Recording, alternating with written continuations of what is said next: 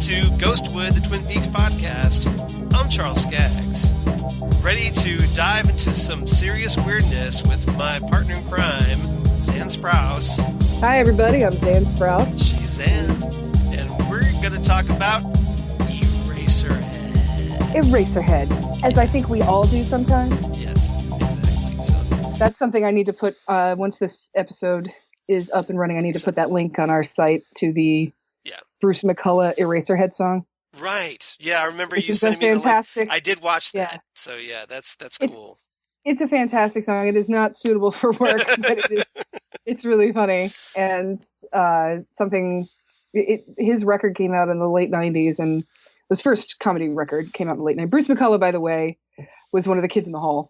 Right. If you don't know who Bruce McCullough is, this, I feel bad for I'd be very surprised. Yeah. Because I would think that, usually the Twin Peaks crowd would be into something like Kids in the Hall, I would think. Well, yeah, but we could have some younger people who don't even know to look for Kids in the Hall. This is true. You're right. So if it was like if it's the millennials. Right. The Kids in the Hall were a late 80s, mid-90s to mid-90s Canadian Monty Python, basically. Exactly. Sketch comedy. Comedy.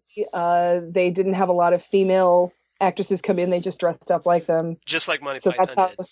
Yeah, there were 5 of them, just like Python. Right. There wasn't a 6th one behind the scenes doing animation, but there were some guys that were... There were some guys that were like this, the 6th kid sort of thing that were in recurring extra sketch parts. So like they're there's like Paul Bellini.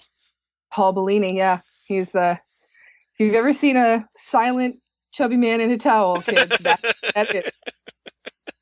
Look him up. It's worth a look. All right. So yeah, we're not going to talk about Motorhead. We're not going to talk about Radiohead. We're not going to talk about Talking Heads. We're talking Eraserhead. Good though. I mean, David Byrne just has a new record out, so we can talk about that. But we're not gonna. We're not gonna. We're not gonna talk about Judy Head. We're not gonna talk about Judy Head.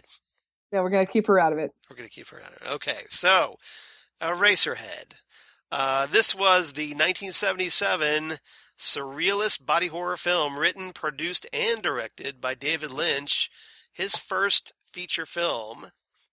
Yes, and well, oh, I'm sorry. Go ahead. No, go right ahead.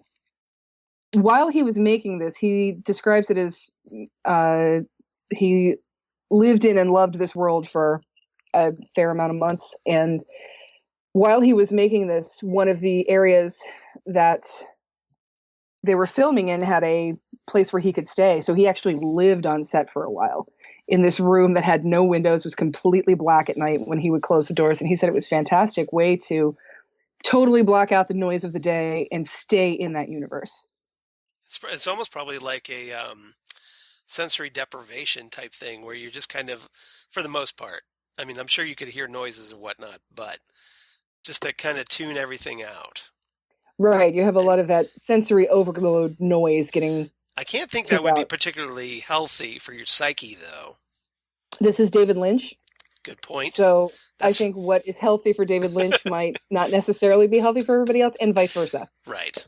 So. That is an excellent point, because, yes, we have to keep in remembering who we're talking about here. This is Lynch's first feature film.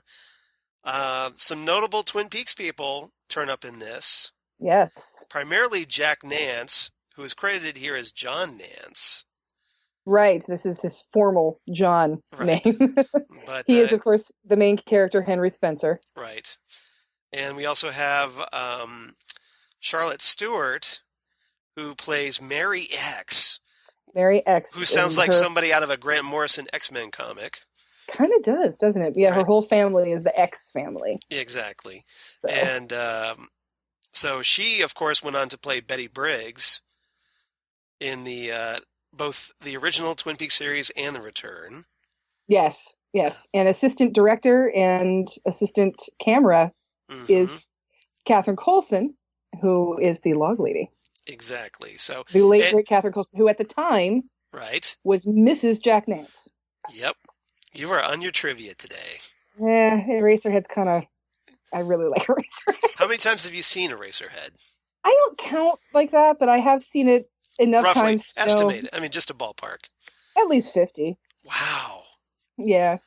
Wow, I feel like I've only watched this movie. I told you before we started recording, that this is like my fifth time watching this movie because it's an unsettling film for me. It is So, very unsettling, but it's beautiful. It's right. a really beautiful looking movie. And I have a hard time with people telling me that unsettling movies are beautiful, especially when they are torture porn or a lot of violence against women kind of movies, things like that. But this is more violence against the psyche than Right. anything else. And so it just some of the imagery and the way the sounds work and the way the filming is done. And of course there's all that great David Lynch mid-century furniture that I just adore. Well, So this film is essentially like a nightmare brought turned into a motion picture, like one of David Lynch's right. nightmares. As And David Lynch says about this film's tagline is the quote of David Lynch's is a dream of dark and disturbing things. and this film certainly is that. And that's really all you're going to get when it comes to synopsis Right. or plot. I've said before that when it comes to David Lynch, you just have to sit back and watch. And Eraserhead is very similar, and we can talk about this further later on, very, very similar to episode 8 of The Return of Twin Peaks. Yes, it You is. just sit and watch and just let the imagery happen. You don't sit and try and figure out what's going on. You don't try to find a linear plot. You just sit and you watch Right. and just let it happen. But after watching episode 8 in The Return, it's obvious how Lynch has evolved as a filmmaker since then. Yes. Yes. I mean, this is obviously 40 years ago. 41. 41, yes. Which Well, really actually, sucks not quite yet, because it was on March 19th this movie came out. So it's not. Actually, no, I take that back. What today is? That's the 22nd. You're right. What am I talking about? Yes, today is the March 22nd. So it is 41. You were absolutely It's right. 41 years old, yeah, which is really weird for me because I'm Withdrawn. a year older than this movie. So this movie has been around all your life, as No, pretty not much. quite. No, almost All but 1 year. Yeah, Yeah. all but 1 year. Yep, Yeah. exactly. So you had that 1 year of freedom from this movie. No. So 1 year and 1 difference. yeah. This is March 1977. I'm April 1976. So. So this you talked about with Lynch. There was some downtime during this production because he was struggling to find funding for the movie. Jack Nance, one of the little interesting tidbits, Jack Nance during this downtime kept his Henry Spencer hairstyle. He did. This really vertically coiffed, eraser-shaped hairstyle. Yes. And with, just a, Vitalis size of a dime, you can put that stuff down if you need to. But now I would think kept. Would you wear a ball cap? I mean, I'm trying to figure out how you would just wear that all the time. You just don't brush it out when it's drying. You just let it dry flat, and then he was the kid in play of his day. Well, I think he's more of the overzealous Johnny Galecki with his hair. I mean, imagine Johnny Galecki could probably do that hairdo. Yeah. If he just didn't let his hair dry flat. Got it. Yeah, it's not too or Jean Ralphio from Parks and Rec.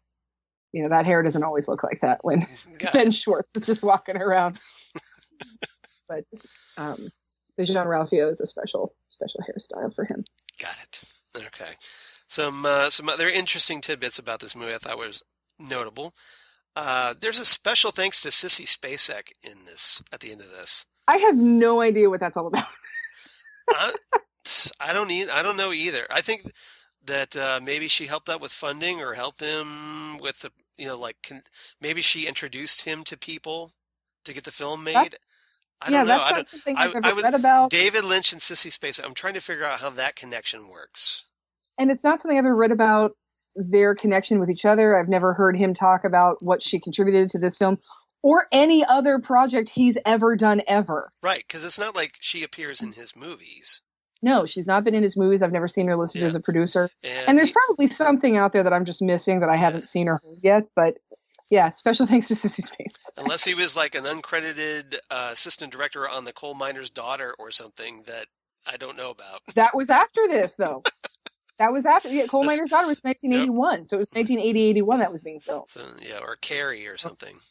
That's the only thing I can think of. Is there some sort of Carrie thing that I'm missing? But yeah, yes, me too. So it's thanking David Lynch and David Lynch's parents and Al, what's his name's parents. right now, I can understand thanking his parents because I'm sure his parents put up some cash for this as well, I'm sure they did, or if not for that, or just for the support, or because he loves them and whatnot. But yeah, that makes perfect sense. It's just so funny to see like the director and producer's parents, and then Sissy Spacek. Just why? Yep. And let's see what else. Jeannie Bates, who plays Mrs. X, Mary X's mom. A little tidbit: she was Diana Palmer in the original 1943 The Phantom. So yes, that's right. Now, who starred in the remake from 1988, The Phantom? Well, that was Billy Zane from Twin Peaks. No. That was 1996. Oh, it was 95. I'm sorry. I'm waiting. 95. Yeah. Okay. I was like, there was an 88 Phantom. No. You're right. You're absolutely right. I was thinking. That was. I was for some reason I was thinking that was a late 80s movie, but you're right. It's a 90s movie. It's a 90s movie. Yeah, Christy Swanson played Diana Palmer. Right. And Billy Zane, of course, John Justice Wheeler from the Twin Peaks universe, is the Phantom. Right. So, but anyway, I just thought that was kind of interesting. And she's also in Die Hard 2 as the old woman on the plane. Really? Yes. Okay. Yep. And if you remember that character. And I try not to remember Die Hard 2 whenever possible. Why? I don't like Die Hard 2. You don't? I love. Well, I mean, obviously, I don't like it as much as the first one, but how can that's impossible? Yeah. I don't like Rennie Harlan. Oh, I get that. I have looked through his. Well, I don't know Rennie Harlan personally. Right. I don't like his movies. Yeah, like Cutthroat Island and all that, and and Long Kiss Goodnight, and pretty much anything. I looked one time at his directorial resume, and I literally don't like any of those movies. So I'm not a huge fan of the work of Rennie Harlan. So that's part of it. Got it. Also, I think it was rushed too fast to make a second movie to cash in on how good the first movie was. Right.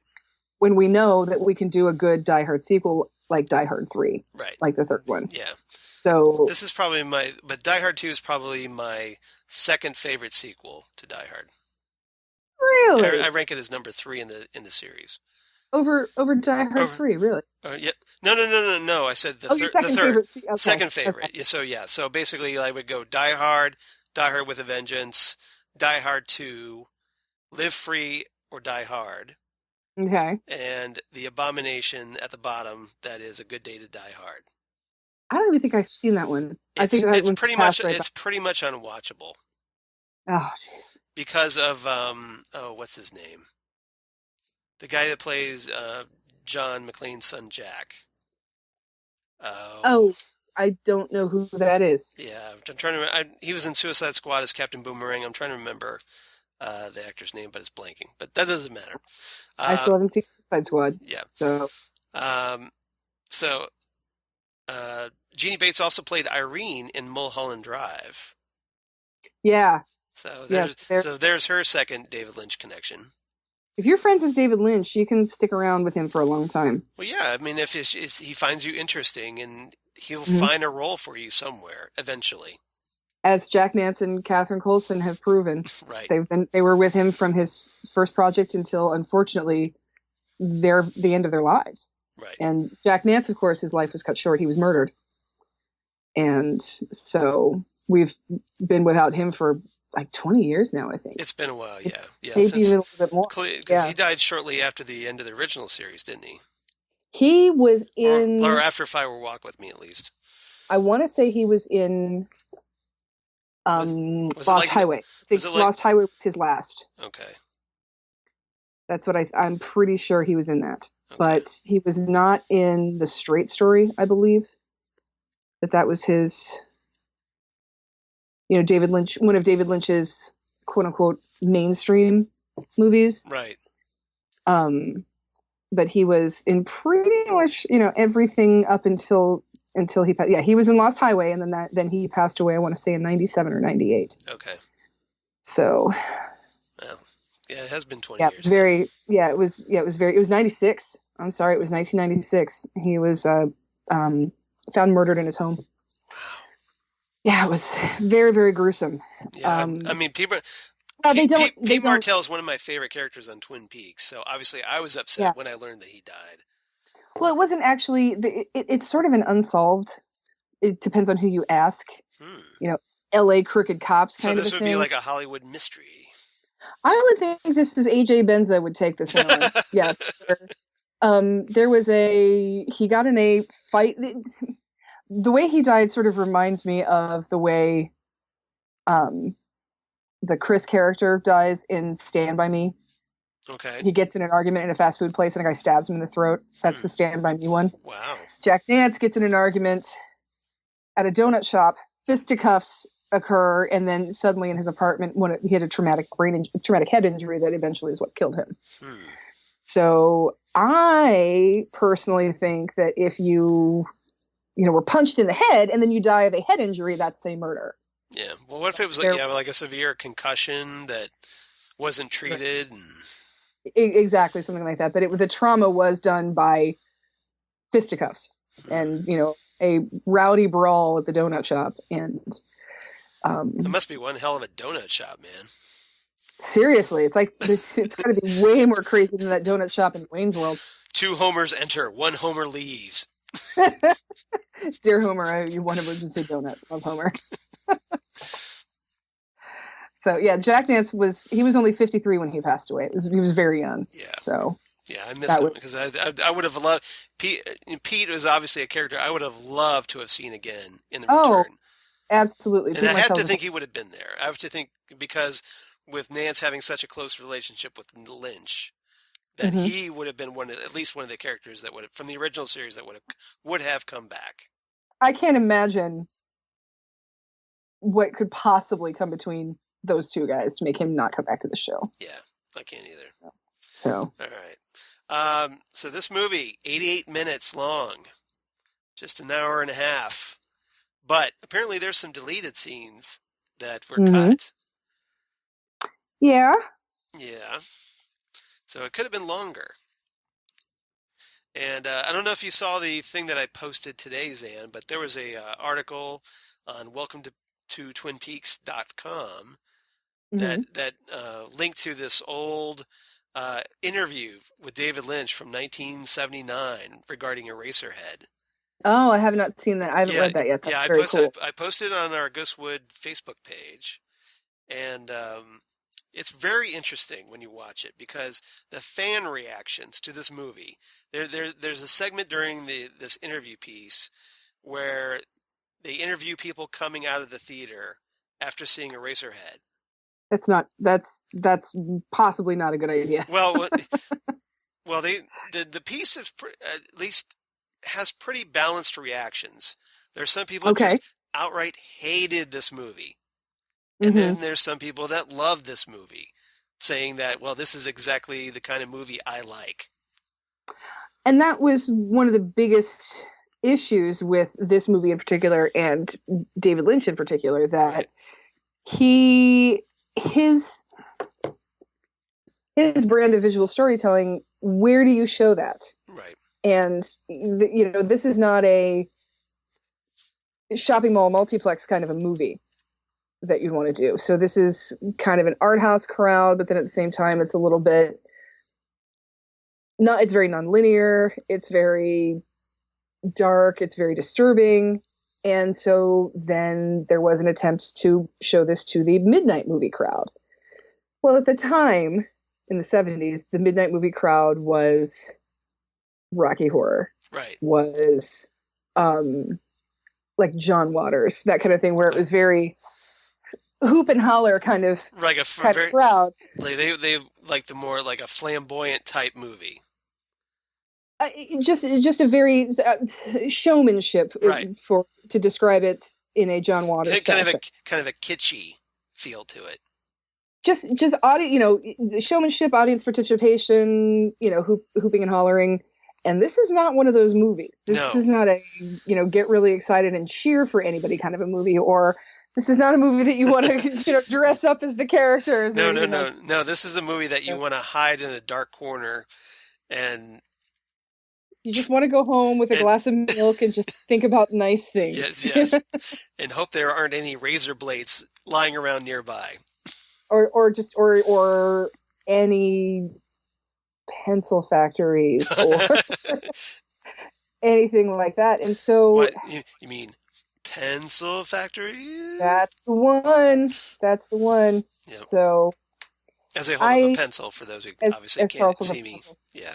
And we joke a lot about how this movie is weird and disturbing and dark, but it is definitely worth watching. I don't want people to think that it's not, because well, obviously you enjoy it because you've seen it over 50 times. So before we get into this discussion, the main discussion, I'm dying to know what is it about this movie that you find like really that fascinating? You want to watch this over and over, so compelling, I guess.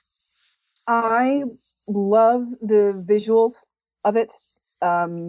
Just everything small, from the eraser shavings being swept off the desk and then being this cloud of eraser shavings. Right. I love that I have no idea where or when this is taking place. It has that sort of feel of a dystopian future, but you don't see any sort of grand plan for this society. You just see these two people. That we know that Henry is a printer and he works for this factory, and his girlfriend is Mary X, and they have a quote unquote child together. Right. And they live in this sort of industrial area. Like a industrial wasteland, practically. But you can tell from the ambient sounds that things are still working, and from where that Henry is working for a factory, so that things aren't. It's not that. It's not like a complete post-apocalypse. No, it's not a complete post-apocalypse, and it's not it's not an Allentown or a Flint, Michigan, or something where there's just closed factories and people are squatting in them. No, they have apartments. Yeah. That they live in near this industrial, but you can tell it's probably low income housing, that it's not the greatest neighborhood. But you have no idea what time this takes place. It looks like it, of course it's David Lynch, so based on the furniture, it looks like it could be anywhere from the 30s to the early 60s. Exactly. There's nothing terribly futuristic about it, except that there's sort of mutant animals a little bit, that what's going on with that. And there's this weird thing. We can talk about this later as well, especially certain, bare trees that it looks like we see later on again in David Lynch's work. There's just plant matter in everybody's house, even inside the radiator. When we go inside the radiator to see the girl in the radiator, that's basically just all she is girl in the radiator. Yeah, the lady in the radiator, yeah. She's on a stage, and, the inside of the radiator, I think, also looks very much like the waiting room in space from episode 8 of The Return. There's a stage, there's crackly old 78 music. So she's on a stage, and then one by one the stage lights light up, but they're tucked into this moss bracken thing. There's just plant matter in these houses for no reason. Yeah, it's almost like it looks like he's got Swamp Thing on his armoire. That sort of. I just like the confusion of it, and I just like. Lynch seems to really like trees. He does really like trees. You got to find out what kind of trees these are. They're really something. Really big and majestic. But the thing is, and this is going to sound really strange, but aside from the baby crying, there's something relaxing about this movie. It's like it's got that 2001 relaxing thing about it. Where that whole middle segment with the baby crying. That is the most unrelaxing. This is what that probably is why I don't watch this movie as often as I probably should, is because I can't stand that baby. I just loathe that thing. Thing is terrifying. If I was Henry, I would have grabbed the scissors from Act 1 and just like gone to town, taking that thing out, putting it out of its misery and mine. I don't know why they let it come home from the hospital. See, that's another thing about this society. What is going on in the water that baby Well, exists. well, see, that's why I was, wondering if it's some kind of post-nuclear thing, because we do see, and we'll talk about this, I guess. We should probably start running down the movie. Um, One of the things in the background of this movie is a small mushroom cloud picture, just Hmm. kind of like, Lynch as Gordon Cole has behind his desk in Twin Peaks: The Exactly. Return. So obviously Right. Exactly. he's been fascinated with nuclear explosions for quite some time. So maybe like this baby was a result of some radioactive fallout, I don't know. That's the thing because there are a lot of mushroom cloud references in the David Lynch work. There's the one and it would explain the Eraserhead. wasteland type Right. atmosphere. There's Gordon Cole. There's episode 8, and I'm gonna keep going back to episode 8 because when you see episode 8 and you see Yeah, Eraserhead, you think this is the same dude. yeah. It's really obvious that it's the Well, same person who for created this. obviously they're both shot in black and white. So Right. They're shot in black and white, which at the time I am sure that was a intended stylistic choice on David Lynch's part, yeah. but at the time that was also cheap as hell. So I'm sure Yeah. that I'm sure Oh, that well, yeah. I'm sure. Like, I mean, I don't know what kind of film he shot this on. What kind of camera? I mean, but it's probably like almost like a home movie type 78 camera, practically. And but yeah, he does grandiose things with it, which yeah, is yeah. and David Lynch has done Obviously, other black and white for stuff when he's had 77, money.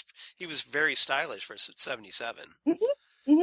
And he went on to do his his Oscar nominated work in the Elephant Man in Right, black and white. But again, that was more of a he had money for that, so that we know that's more of a stylistic choice for right, the time right, period. right.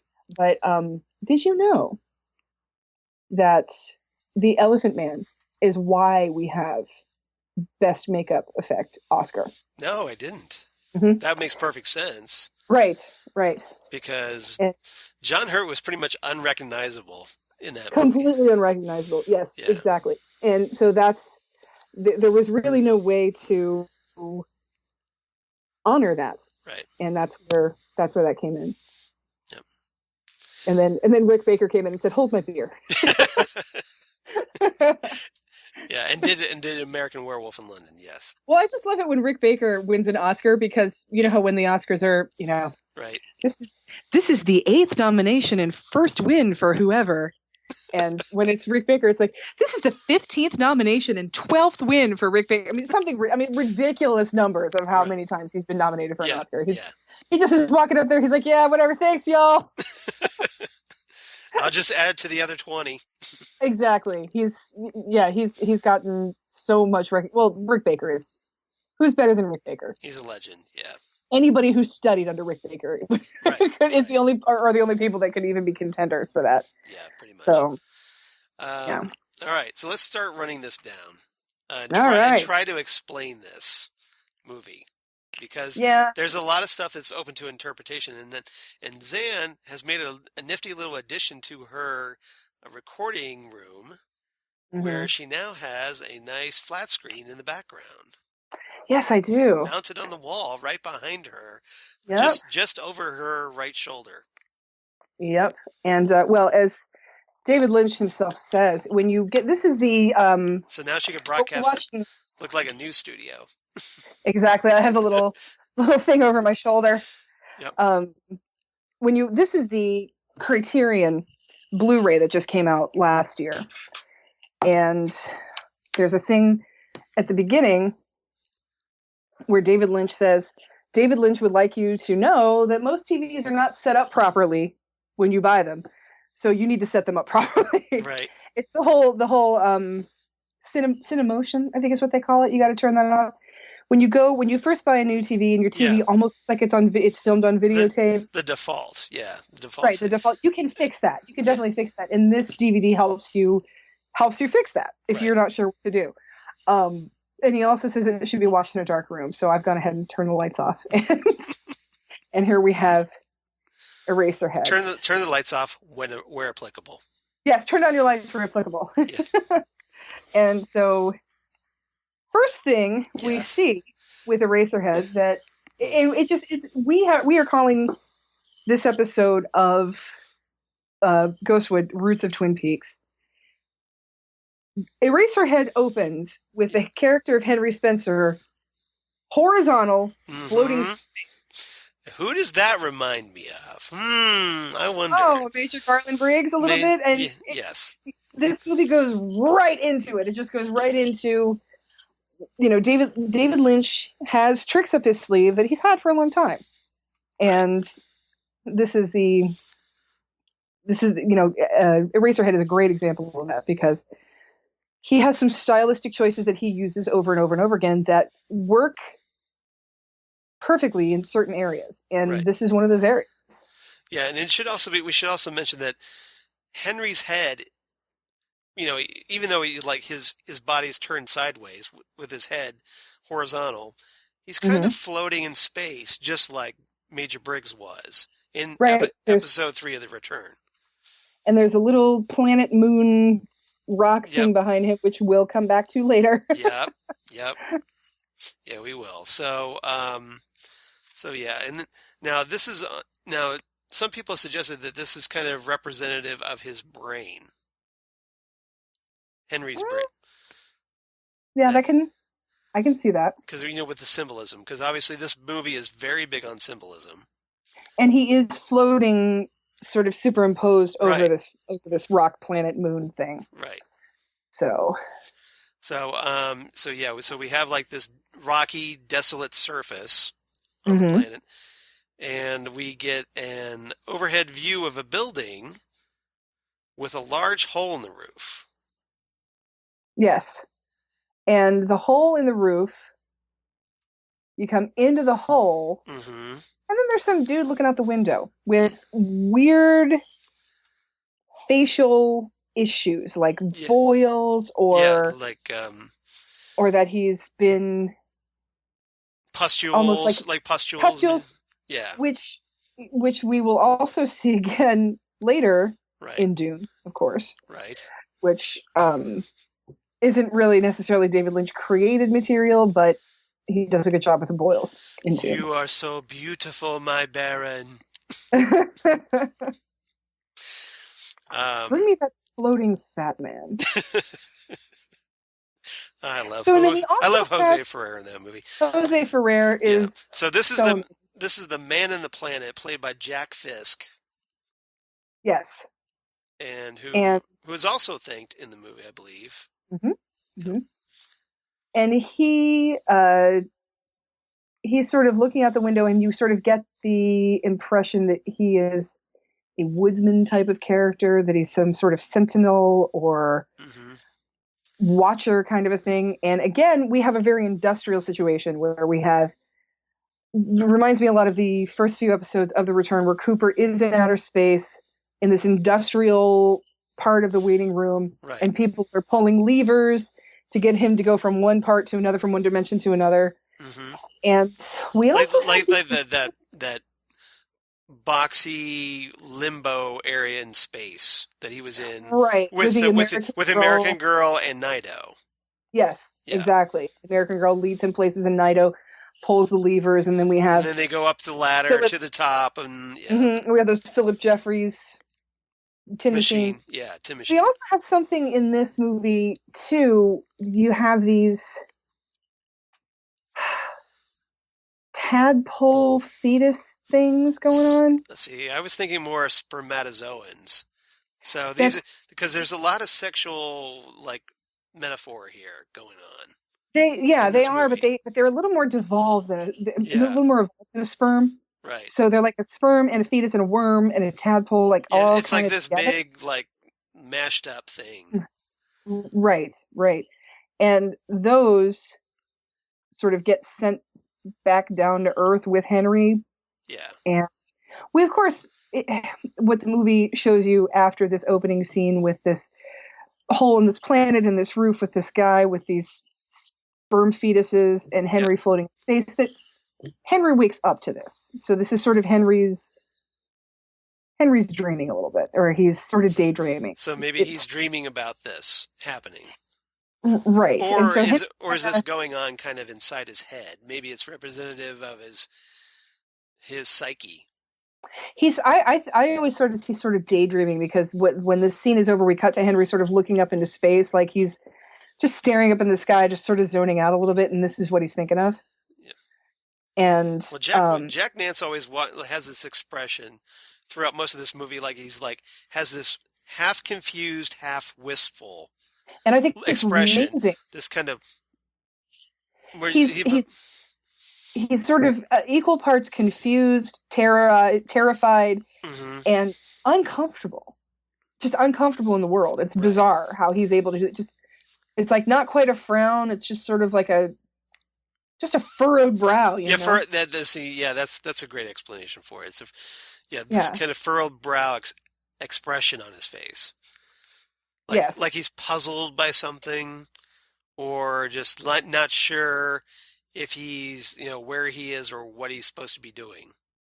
And it just reminds me of times in my youth when I was in a new experience. Yeah.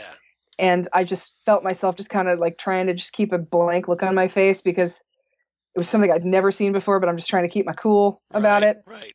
And and I feel like the Henry Spencer character has that going on in spades. All right. So Henry starts walking home to his apartment. Through piles of dirt. You're right. And so he goes through this this slum in this industrial wasteland, whatever it is. He stumbles past these factories with heavy machinery going on. Lots of heavy machinery, very, very Philip Jeffries, very Packard sawmill, right. And you can hear in the background there are trains and ships coming in, and industrial Eraserhead this ambient noises. Yeah. Right. That this is not abandoned. It's just run down. Right. These are still working people, still live here, but everything's just really run down. And one of the weird things about this moment is you can also hear a little bit of carnival music in the background. Yes. Like it's off in the distance somewhere, there's an amusement park. That's another thing that I think just really, really adds to the creepiness of this movie. I think a lot of people who are our age, where the carnival wasn't necessarily something that you looked forward to coming to town, it was just sort of like, oh, okay, we're going to do that. It was like what you would go if there's like nothing else to do. Right, and it's something that, back in like the 30s or something, when there was no television. Right. People would want things to do.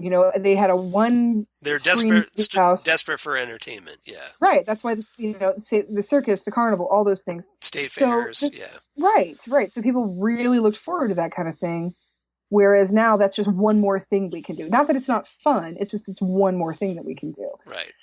And I think, and then growing up with that, in that climate, and then having something wicked this way comes upbringing, that carnivals and carnival music are just creepy as hell for some reason. Yeah. Thanks a lot, X-Files. No, just kidding. For me, that's a Ray Bradbury right there. That's 100% him. That too. And I'm wondering, I've never heard David Lynch talk about him before, but I'm wondering how much of that is Herc Harvey inspired. Herc Harvey, of course, is the director of Carnival of Souls. Oh. The next to Dorothy Gale, the best thing to ever come out of Kansas. I like that line. Herc Harvey was he was an employee at Centron Films. For those of you who are geeks and nerds about old hygiene movies and self-improvement and instructional videos, a lot like what they do on MST3K when they do their shorts. Right. But he did a feature film that was Carnival of Souls, which is an amazing movie. And if you like David Lynch and you like this kind of slow, eerie, ethereal, creepy kind of a movie, I highly, highly recommend it. It is also a Criterion release that was just recently re-released on Criterion Blu-ray, I believe last year. So you can get a very gorgeous copy of it. And it is nothing but carnival music, and specifically organ calliope type music, because the main character is an organist for a church. Right. So that's what you've got. And so that definitely reminds me, the ambient noises in this remind me of Carnival Souls quite a bit. Yeah. We do now. Interestingly, we don't see any like cars. No, we don't see cars. At We all. don't see any extraneous. So again, this adds to the, well, we don't know when this movie is taking place or where.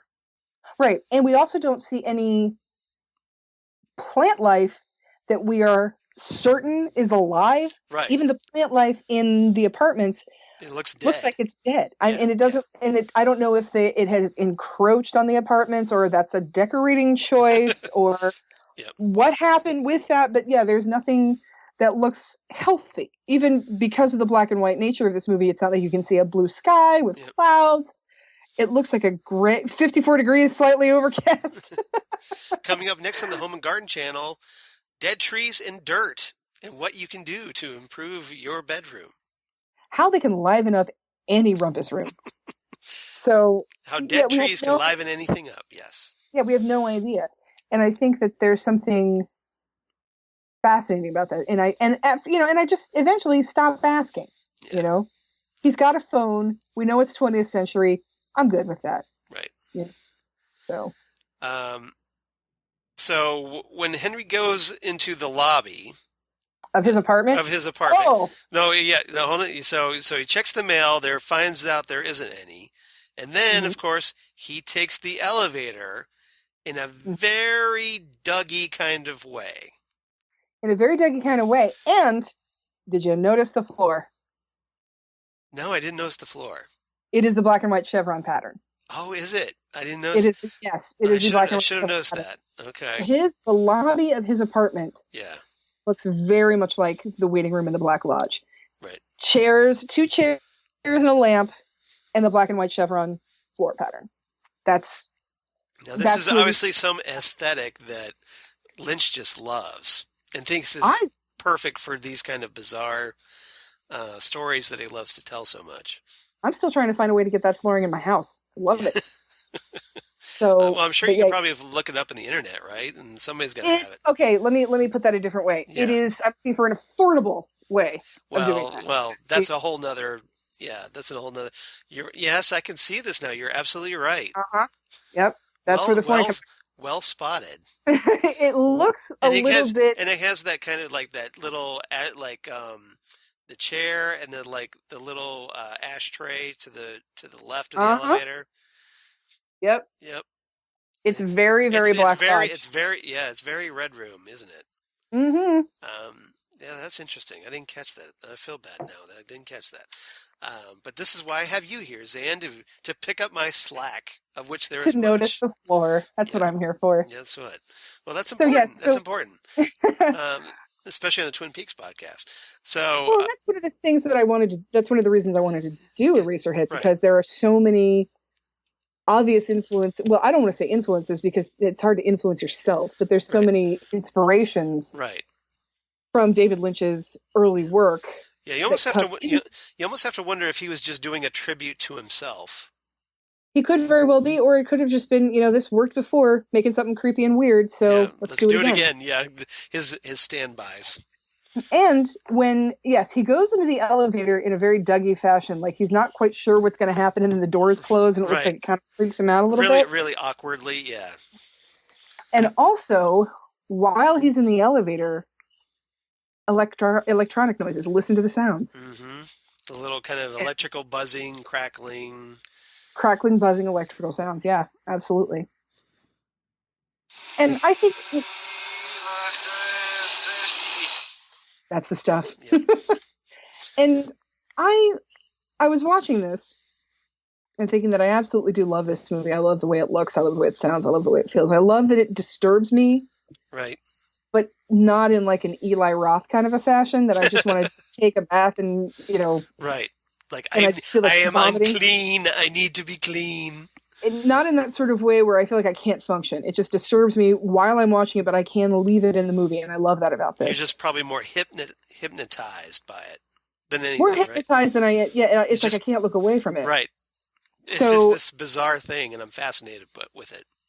I think that David Lynch, and I love David Lynch's work. David Lynch is one of my favorite directors of all time. Mm-hmm. I think he does fantastic work, but I definitely think that Twin Peaks as a whole is his masterpiece. Yeah. Well, And especially after the return, especially after the return. because the And fact that so, he picked up a storyline 25 years later and connected it mhm, and made it, so well. and actually incorporated that 25-year gap.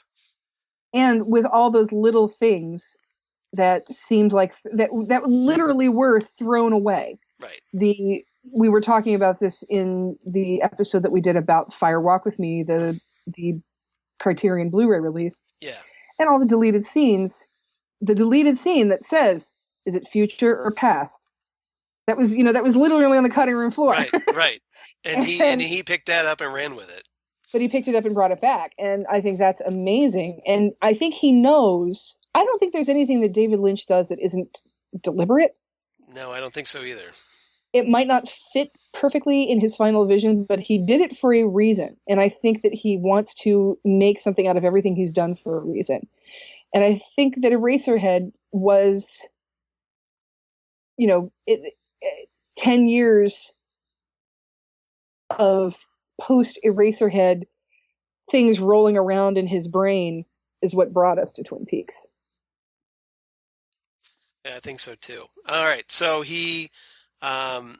so before he goes up to his apartment, he comes across the beautiful girl across the hall, as she's called. Yes, he has a very sexy neighbor.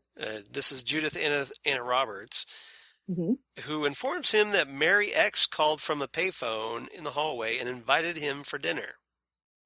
He's a little surprised by this, and he seems like he wants to ask some more questions, and she's giving him that look like, I don't know what the hell, dude. Yeah, You're invited to dinner. That's all I know. Like, I'm not your voicemail, okay, dude?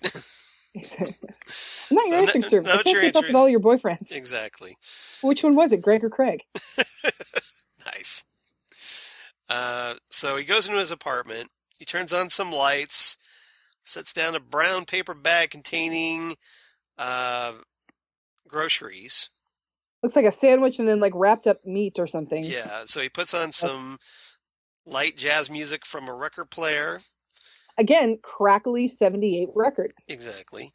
It's very fireman waiting room. I'm just going to start calling it that. There's the waiting room. Yep. Then there's the fireman waiting room.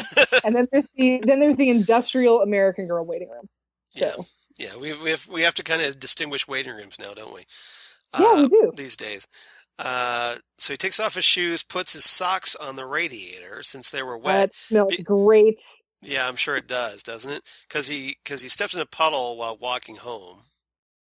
Mm-hmm. And then while he's sitting on his What's bed... funny about that? Yeah. He puts his left sock on the radiator, but he stepped in the puddle with his right foot. Good observation.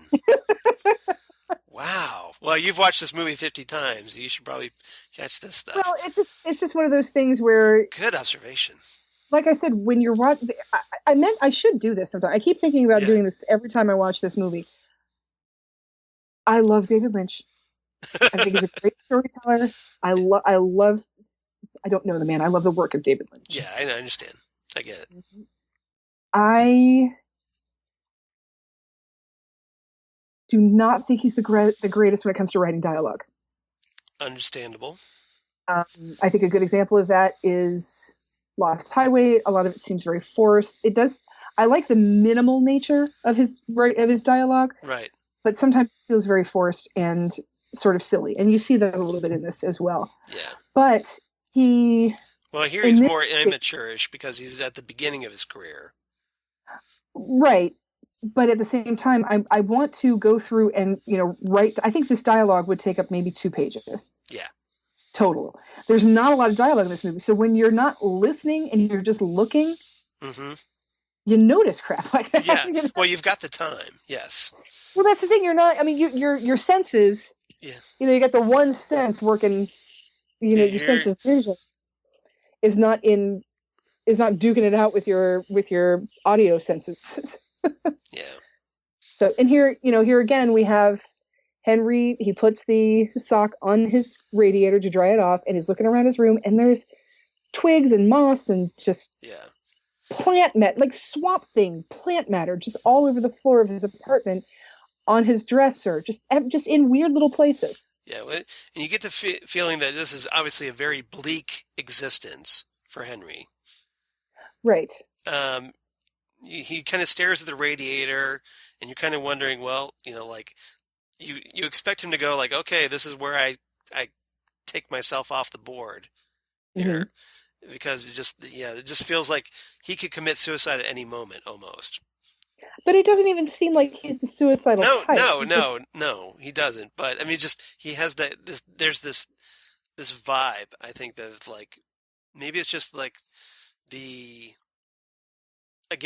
the symbolism here, but that it feels the bleakness, like the bleakness of a workaday, every day, same thing every day kind of an existence. Right. It just seems like such a joyless world, right here, and that maybe he's feeling oppressed, which is kind of why he turns to the lady in the radiator, because here she is she's as odd as she is, she's almost like this. She's probably the brightest, cheeriest thing in this entire movie. She is, and she's another world. She's another world to go into. It's like, sorry, I'll try to make this one of 3 Simpsons references for this entire podcast. Only 3? Don't you think if we could live in the sauce, we would all live in the sauce? It's that idea that if you could live in the alternate universe, you would, but it's not for you. It's not meant for you. Yes. Yeah. So Henry goes over to his dresser and pulls out a torn in half photo of, which we will find out in a few minutes, is Mary. Right. It's Charlotte Stewart. And so you know that there's some sort of tumultuousness in their relationship. Like they were maybe together once and now they're not, or they had a fight. And for some reason he tore he tore her photo, which is why he's so shocked that she's calling. So maybe they're estranged or something, or there was a falling out. Right. And as he says, he goes over to her house, and she's sort of living in the same area, and she almost looks like she's living under a bridge or something. Very, very, are you familiar with the play Dead End? I've heard of it. It's a Lillian Hellman play, and it's about where the street dead ends into where the harbor is, and on one side of it is all the bad kids, and the other side is where the rich people live. Right.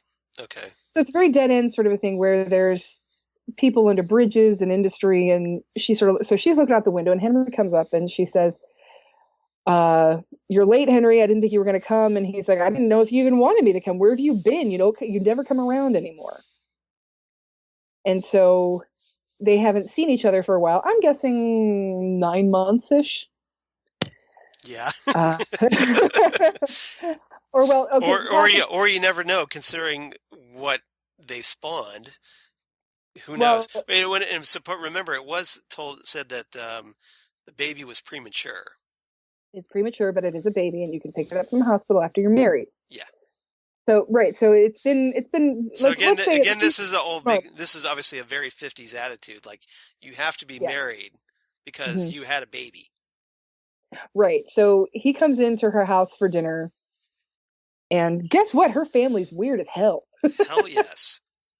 Well, Mary seems a little not quite right either during this whole sequence inside their house. Well, and the weird thing about Mary too is she has these bizarre seizures. Yeah. That her mother is able to calm by brushing her hair. Yeah, they're these weird hair seizures. So who knows what that's about? Like all of a sudden, like she'll be in the middle of something, and then all of a sudden just start wailing and hunching herself over and doubling over in pain or whatever. And her mom just, okay, I'm going to whip out the hairbrush. There you go. You're good. It's and Henry doesn't seem too fazed by this either. So I'm wondering if this is an existing condition that she has. Yeah, it's just like, oh yeah, she's like this all the time. Yeah, this just happens. We just know about it. So just roll with it. Yeah, just roll with it. Nothing wrong here. It's like, yeah, these seizures, it's normal. Right. So yeah, I guess we find out Henry is working at a printer at Lapel's factory, but he's on vacation. Yeah, which drives me crazy. What do you do, Henry? I'm on vacation. Okay, what did you do? Like, you know, I'm not asking you what you're doing right this second. So Henry is very obviously a little bit socially backward. Yeah. Yeah. What do you, the question, what do you do is, what do you do with your life? Not Right. necessarily what are you doing this second. And that is a social norm that we all have known growing up. We've learned that growing up, and Henry hasn't quite figured that out yet. Yeah. So Henry's this, a little bit back. This whole scene is like a kind of a very dark, twisted take on when you go over to your girlfriend's house and you meet her parents. It's the most, if you thought meeting your girlfriend's parents was ever awkward, right. You have no idea. This is the most awkward meeting your girlfriend's parents, because not only... Now, see, I've had that kind of anxiety before, but now going over into this house, I think would definitely take it to a new level. So this takes it to a new level, because you've got your girlfriend having the seizures and her mom dealing with that, and then you have grandma in the kitchen, who the mom is trying to help get grandma to help, and so she just kind of sits there. She puts a salad in grandma's lap, and she uses grandma's arms to sort of toss the salad and realizes this isn't working. So she just lights a cigarette for grandma, and grandma just stays in the kitchen the whole time. And then her father, Bill, is baking chickens. Yeah, Bill. No, yeah, Mary's father, Bill, he's cooking these artificial chickens in the oven. And he is a plumber, and he doesn't understand how, and he says that the young people today don't understand how water comes into your house. He's like, they think pipes just grow. Right. And he's going on about his knees. He goes on about his knees. Look at my knees. Look at them. Yeah. And so they bring everything to the table, and since Henry is the guest, he's going to be the one to carve one of the chickens. Now, these look like little tiny Cornish hens. Yes. And so Henry's trying to figure it out, how to cut this thing. Do I cut it just like a regular chicken? Just like regular chickens. And I don't know why that line makes me laugh. Just like regular chickens. Like, why aren't these regular chickens? Right, that should be your first question. Right, exactly. So then this is, of course, one of the famous scenes in this movie where the chicken's legs start doing a little dance. Yes. And it starts bleeding. Just like in Better Off Dead. No. If you know the sequence I'm talking about. Yes, I do. Everybody wants a... No, is it? But yeah, so the chicken starts sort of doing a little dance. Yeah. And bleeding. And everybody's just still kind of looking at Henry like, are you going to cut it or not? Yeah, what's your problem? Right, exactly. But yeah, so it's just this really, disturbing scene where Lynch zooms in on the chicken. The legs are kind of jerking around, moving. This blood or like, I don't know if it was like it's hard to tell because it's in black and white. Could it be gravy? But who knows? But presumably blood. And it comes out and she has pepper in it. Right. And so it's just like, it's just twitching and bleeding, and it's Henry eventually just is like, okay, that's it, I'm done. I'm not going to do this now. Right, and nobody really eats anything. There's salad and mashed potatoes on the table, but nobody really eats anything. But Bill starts to tell a story. Yes. About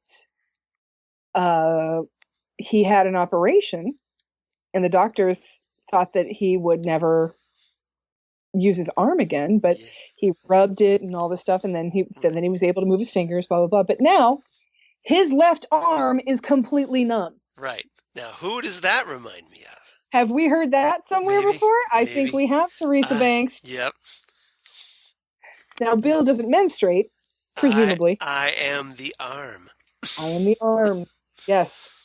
And who's missing their left arm? I mean, this is... Yep. Yeah. It's the whole, Philip Jarrard with the one-armed man. It's a whole left arm thing. Yep. So again, Lynch also has a thing for arms as well as trees. Yes. So then we have... and then we have, after dinner, we have electrical flickering again. We have electrical flickering, yes. And it's sort of like things flicker electrically when things are uncomfortable. Well, I think that's the point, is that, when things get, especially tense, Lynch just even jacks up the tension even more with this electrical flickering because it's so uncomfortable. Yeah, exactly. And then... To emphasize it. So Mary's mother then... Because it also gets, it increases with the volume of Bill's voice when he's talking about, things like his arm or whatever. He goes off on this rant about something. I can't remember which topic he goes but he's almost shouting about this. Do you remember? Yeah, he's right. He's very, And very passionate about the story. yeah, and then just the noise just kind of picks up right along with it, Yes, with the volume of his voice. yes, it does. Okay. So things are very tense, and the tension is broken by Mary's mother asking Harry to come speak with her privately. Right. And which becomes a whole different kind of tension. Whole different kind of tension. Again, if you thought meeting your in-laws was tense, right? How about meeting your girlfriend's family and her mother corners you in the hallway and says, "Did you and Mary have sexual intercourse?" And she says it like that. That's what she says. Yes. And he I says, laughed "I so love hard. her." I laughed so hard at that. That is so funny. He says he loves her, all this stuff. And then the mom keeps trying to get, "Did you have sexual intercourse?" And he says, "I don't think that's any of your business." But he's trying to put her off. So then she starts like nuzzling, kissing him. First before that happens, he says, "Sorry." And Jack Nance says this exactly like Pete Martell did to his wife, Catherine. So he's not really sorry. No, but I just thought it was really interesting. It's the exact same delivery that he did. Jack Nance is so good. Yeah, he was so good. Sorry. So we've got the mom. Yeah. Kind of nuzzling it, very inappropriately nuzzling and kissing him. Yeah, here's where the big tension here. Big tension comes in, which reminds me of Miss Marietta Fortune, how she tries to get with her daughter Lula's boyfriend, right? Sailor. In Wild at Heart, yes. In Wild at Heart. So, everything. I suppose that if you wanted to say this in a negative way, you could say that David Lynch is derivative of himself, but I think he just has a style and sticks with it. Yeah. So we've got that. And then, of course, Mary comes in like, "Mom," which you just want to say, has this happened before? Is this the first boyfriend that she's tried to steal? She's had to go, "Mom, stop kissing my boyfriend." So, and this, I think one of the things Dear Penthouse, I can't believe this happened to me. I was over at my girlfriend's house, and her mom came on to me. And then my girlfriend came in, and that's when things got sexy. So this, I've heard before David Lynch talk about a lot of this movie is the terror of the concept of being a father. Right. Especially when you're not expecting it.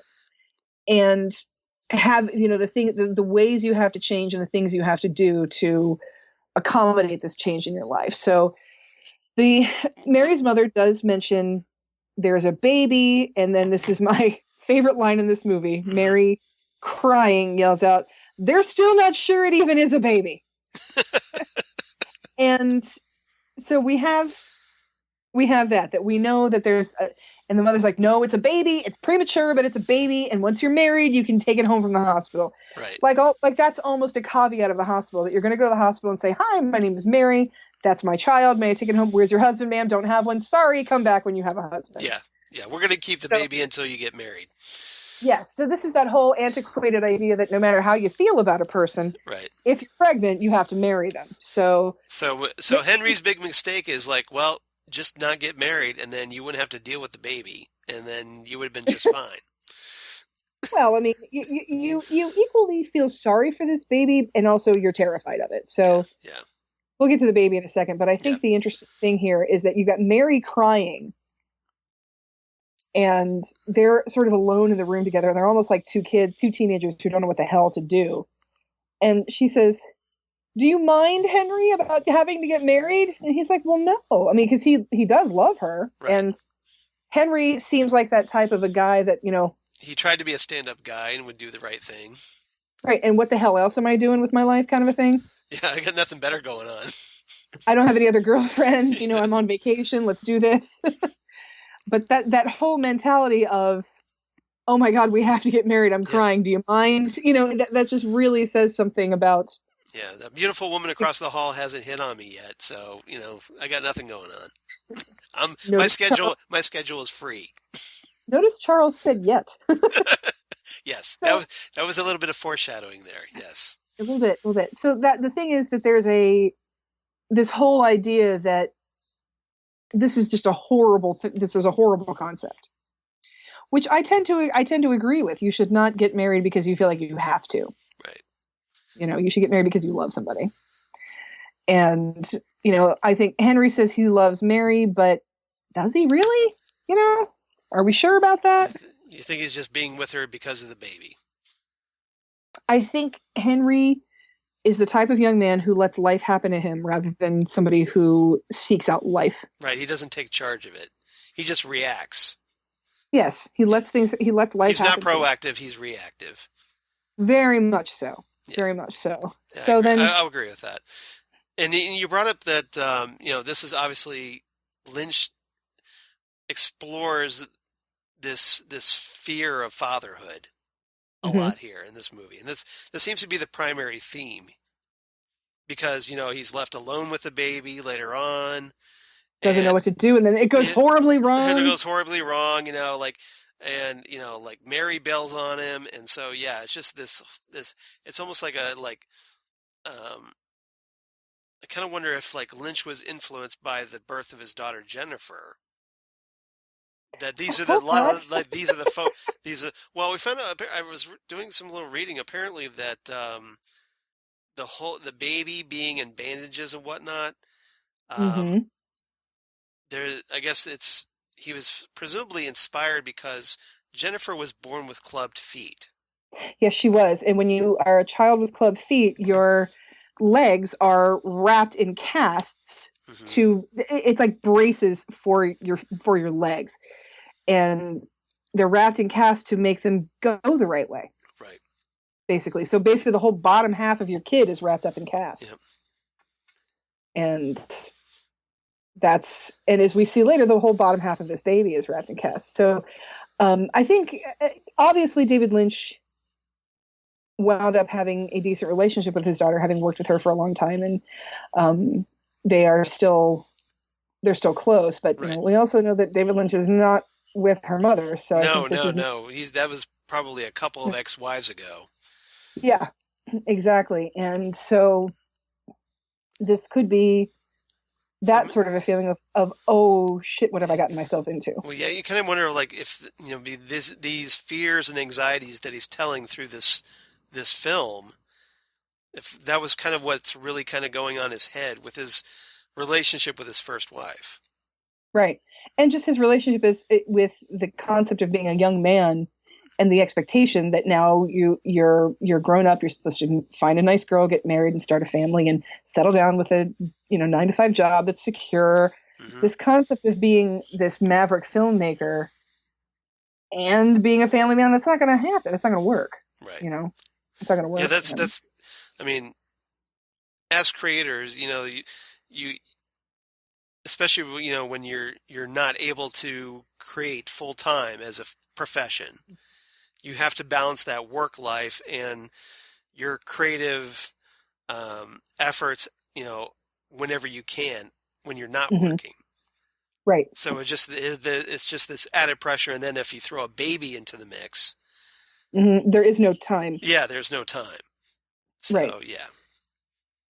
So, we cut to obviously post-marriage. We don't see a wedding. We don't see a honeymoon. We don't see anything like that. We just see... This is like there's like a time jump here. Yes. Where they've kind of settled in. They've moved in together, presumably. They're in Henry's apartment. Yep. And they're sharing the same lump of dirt on the nightstand. Yes. And yeah, Henry has a nightstand, a lump of dirt on a nightstand that has a bare tree growing out of it. It looks very much like the arm. Well, and the lump of dirt looks like that lump of dirt where that little piece of paper that had "Fire Walk with Me." Fire Walk with Me, and the gold necklace, the heart necklace. Exactly. So we have a very tired, frustrated, frazzled Mary trying to take care of this. What the hell is this thing? Right. It's basically a big deformed birdfish head. Yeah. On a long neck, like an ET neck, and then a body that's completely wrapped in bandages. A roly-poly fish head. Yes. Eat them up, yum. And this body doesn't seem to have arms or legs. It's just this triangle that has been wrapped in bandages, and this Right. thing is it looks Flailing. veiny, it looks wet, it Yeah. looks like it might be oozing. I mean, it's watching this. It's like a chicken embryo that isn't quite, finished developing yet. It's like newborn ET Yeah. is the best way I can describe it, with That's like a fish yeah. with like a fish bird head. It's very, very strange. So, And she's trying to feed this thing. but it's basically on a pillow on the dining room table. I mean, you Right. feel kind of sorry for this baby that they obviously don't know what the hell they're doing with this thing. Right. No blankets, no stuffed animals, no crib, nothing. It's just on a nasty pillow on a nasty table. Right. And she's trying to feed it, and it's crying, and she's getting to the end of her rope. She's freaking out. Well, the baby doesn't want to eat. It acts like it tries to. I don't want Yeah, to it does eat. the whole that Yeah. kind of thing. Yeah. And Henry, he comes in, kind of hears that, and then he leaves. Yeah. He So, doesn't really I not dealing with that today. No. exactly. It's just my I remember one time when my cousin's daughter was very little. Mhm. We were downstairs and she had been sleeping, and Yeah. we heard her wake up, and we started to hear the crying. He's like, "Oh, turn up the stereo, turn it up." And he was just kidding. He of course went upstairs to see what was going on, but it was just that sort of thing of like, "Oh God, what now?" Yeah. Or just, I can't even deal with this right now. So then Mary has no idea what to do. She has, and look, I cannot do justice how terrifying this baby is. And I don't know if you, Charles, or anybody out there in podcast land has had this experience, but I have had nightmares where there's either a tiny, sickly little baby that I'm supposed to take care of, or a tiny animal that I'm supposed to take care of, but I've like forgotten to feed or something like that. Right. And now it's sick and it's my fault and I have to do something about it. And it's just, it's this horrifying dream. And this is like they're living that dream. This is this sickly little thing. They have no idea what to do with it. They live in this one room apartment. And they obviously don't have much. Like you don't. They don't have much. It's very minimalist. This their life that they lead, because they probably don't have much, and they're probably very poor. Right. They don't have much. He's a printer at a factory, and I Yeah. believe she's at this point a stay-at-home mom. Yeah. And I said before that this baby, you go back and forth between feeling really sorry for it because it obviously has problems. It's obviously sick. There's obviously an issue with why it's bandaged, an issue with why it is so gooey. Yeah. Why? And it looks like if you touched its skin, like you'd get a filmy slime. It would be stuck to it, and like a residue would. You'd draw your finger back, and there would be like residue dangling. Yeah, just like a little bit of it, like he slimed me. Right, or like when you like touch a xenomorph or something. Right. It's horrible. So you have that situation where you feel bad for this thing, and then there's this other part of it that's like, why am I dripping with goo? Why am I dripping with goo? Yes, or it was Ren and Stimpy where I want to say Ren has the flu and he's just been in bed for 2 weeks, and Stimpy is like, Ren, you're sticky with filth. It's that kind of thing. So you feel bad for this thing. You're like, I feel really sorry for you, baby, but I'm not going to touch you. Like, I'm going to do everything I can, because that's another thing about this baby. It has this big, deformed head. Right. Which is why it's on the pillow. Which is why it's on the pillow. And this tiny little neck. So even if you were to pick it up, like, how would you hold it? Yeah. So you would basically just snap its neck into it. It's terrifying, the concept of taking care of this thing, of keeping it alive. Yeah. It's a terrifying concept. So Henry finally comes home. He walks in the door, and Mary's freaking out, the baby's crying, and Henry just goes on the bed and starts staring off into space, into the radiator. And this is where we meet the girl in the radiator. He's staring off into space, into the radiator, and the radiator sort of just lights up, like showtime. Right. And the camera goes into what we're to assume is into the radiator. Yep. And we see again. Now she's got these large, lumpy cheeks. She looks like a chipmunk. Yeah, like, It's, well, essentially, like, yeah, she's got like, like if you stuff like golf balls in both cheeks. right. She's like a chipmunk hoarding Yeah, nuts.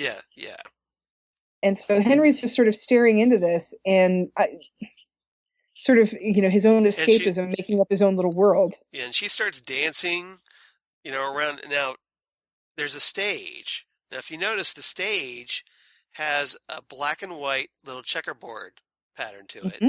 Again, black and white flooring. Exactly, and there are curtains draping the background against this. I have to wonder. Now you don't know because they're black and white. The film Hmm. is black and white. Were those red curtains? I'm kind of thinking yes. Well, traditionally theater curtains are, so Right. I'm thinking yes as well. Yep. And again, I think that this stage looks very similar to the stage in the fireman waiting room, Right. where the horn comes down and shoots out the Yes. Laura orb. It's very similar to that as well. Yeah. So yeah, she starts dancing around, the lady in the radiator, and these mutated worms or sperm or whatever you want to call these things, Hmm. they start falling from the ceiling, and like like every so often a worm will drop, Hmm. and then Ew. she starts like stepping on them as this organ music is playing in the background. And and they sort of make squishy noises with Yeah. white stuff coming out. She Okay. kind of like, like you're stomping out a cigarette, you squish your heel into Hmm. the cigarette and kind of twist it around. And they make little noises, and Yeah. it's all around gross. But these things remind me of the bugs from 1956 Yes. that crawl into Sarah Palmer's mouth in her little town that has its mass hysteria moment. Yes. So, ew, these things are gross, and we will see them a little bit This later is the too. water, and this And is this the is the well. will. Drink long Drink and deep and descend. Yeah. Yeah, exactly. So, and we're going to see these later, and they're just even grosser. They just get worse and worse and worse.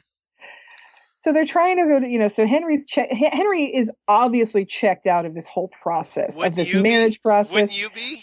I don't know what I would do. I would definitely be Or catatonic like, somewhere. okay, honey, I'm gonna go into like the other room and go play video games. Bye. No. Just not even that conscious. Video games is too much I, attention to pay to something. I would be that freaked out yeah. that I would be grandma. I'd be grandma, and you'd have to All toss the salad for me, catatonic. Yeah. and like that grandma reminds me of the grandma in Gravity. I don't know if you've ever seen the No, short film I haven't seen. Gravity. No, I haven't. Short film Gravity. I believe it's on YouTube. You guys can check it out. It's a little girl who asks her mother, "Why does the sun set?" Ah. And ask your mother, ask your father, ask your big sister, ask your grandmother, and of course nobody has the answer for various odd reasons. Yeah. And grandma basically lives in a room where you have to cover your face when you go in. She just lays there like with her mouth open, like probably grandma's dead. Probably. That's But yeah, funny. I definitely, again, not suitable for work because there is boobies in this. Uh-oh. So, There you but go. NSFW. yes. Yep. So, Okay. All right. yeah, Gravity, short film Gravity with Jiminy I'll Gravity. have to check that out. Yes, with Jiminy Gravity, he's a great little cartoon character that reminds you of somebody else you might have seen before. Interesting. But yeah, so I'd be grandma, just catatonic with the cigarette just burning down to my lips, That's ash falling, just every so often. Yeah. So yeah, Henry can't take it, so they're going to bed at night, and Yeah. the baby's constantly crying. Mary wakes up and just yells at, "Shut up!" Yeah. Just yells in the baby's face to shut up. Yeah. Well, like Henry tells Mary to like move over. Not yet. Oh, not yet. Oh, I'm sorry. I'm jumping ahead here then. Because this is where she leaves. Oh, I mean, okay. Henry's in bed. Yeah. Now there is a scene where she's about to, and this is a bizarre scene, but the visual of it reminds me again of Twin Peaks. She's going to go back to her parents' house because all she needs is a good night's sleep. And he's like, "Well, are you coming back?" And she's just basically at her wit's end. So we don't know if she's back or not. Right. Henry doesn't really know. Well, he makes some comment like, "Well, just stay gone" or something. Stay there. Right. I mean, they're obviously at this point he's kind of sick of her crap too. Well, they're just sick of each other and they're sick of the situation. Right. So before she leaves, she crouches down at the foot of the bed and looks at Henry through the footboard of the bed, which is That was just bars. that was really disturbing scene. Like she's in jail almost. Right, like she's in jail, but she's in that same crouched down position that Bob is in when Sarah Palmer Yeah. realizes that she sees him. Yep. So she's banging on the bed, like just shaking the bed, like she's kind of she's trying to reach out. Presumably, she's trying to reach under to pull out this suitcase that's under the bed. Right, but she spends like a good 2-3 minutes jerking, right. like rocking this bed back and forth, and Henry's just like looking in bed, who's sitting in bed, is just like looking up, like, what are you doing? What? And And what's funny is she just gets the suitcase and leaves. Like, she doesn't pack it. What the crap, man? What the crap? But yeah, she's obviously been thinking about this because she just gets the suitcase and walks out. Yeah. It's not like she puts anything in it. And of course, she leaves the baby with Henry. Right. Because he's got nothing to do right now. He's on vacation. He can take care of it, is what she tells him. Yep. So he's trying to sleep with his little mini arm abomination tree next to him. Mm-hmm. And the woman next door walks by like, oh, God, there's a baby in there now, whatever. So the baby's crying. And this is one of the most disturbing parts. No, the most disturbing part of the baby is towards the end. But this one is just, I think, a terrifying thing for parents, too, that Take a drink every time Zan says the words most disturbing part, because there are a lot of them in this movie. You're going to be drunk in like 2 minutes. Okay. It's a drinking game. It's a drinking game, yeah. So he takes the baby's temperature, and we see something is off with this baby because the baby's temperature is like 84. Yeah, which is it's way too cold. Yeah. Way too cold. So Henry's not sure what to do about this because you constantly hear about what to do with a baby who has a fever, but a baby who's basically hypothermia. Yeah. You don't know what to do. So Henry then... Do I stick him in the microwave or what? I don't know what we do here. No, that would be Dragnet.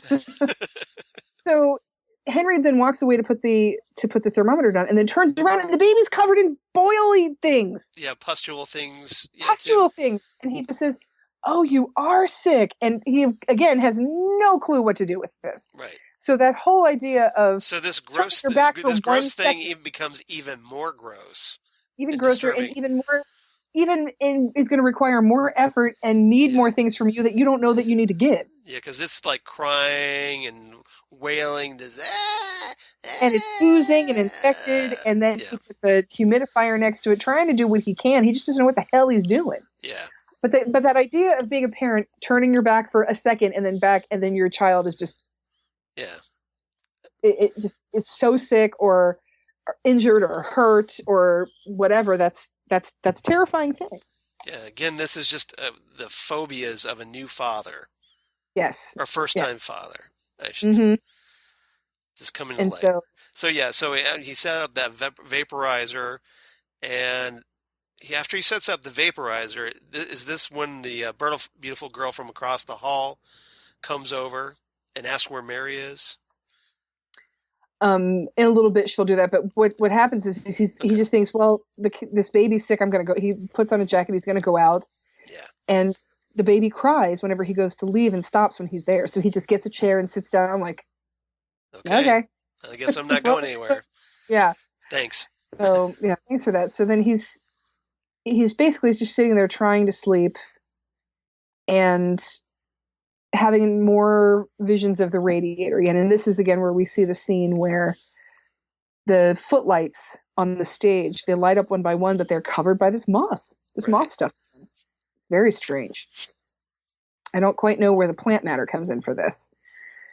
So we have our girl in the radiator again. Yeah. So she appears on the stage again. Doing her. Well, this was when she does this. This is after the beautiful girl in the hall came over. When she starts singing in heaven. She's not singing in heaven yet. She's just squashing the things. So we see after we see the girl in the radiator, we see that Mary is back in bed with Henry, and Mary seems like she's not feeling well. She's all wrapped up. We don't know when she came back. we don't know what day this is. We don't know how much time has passed.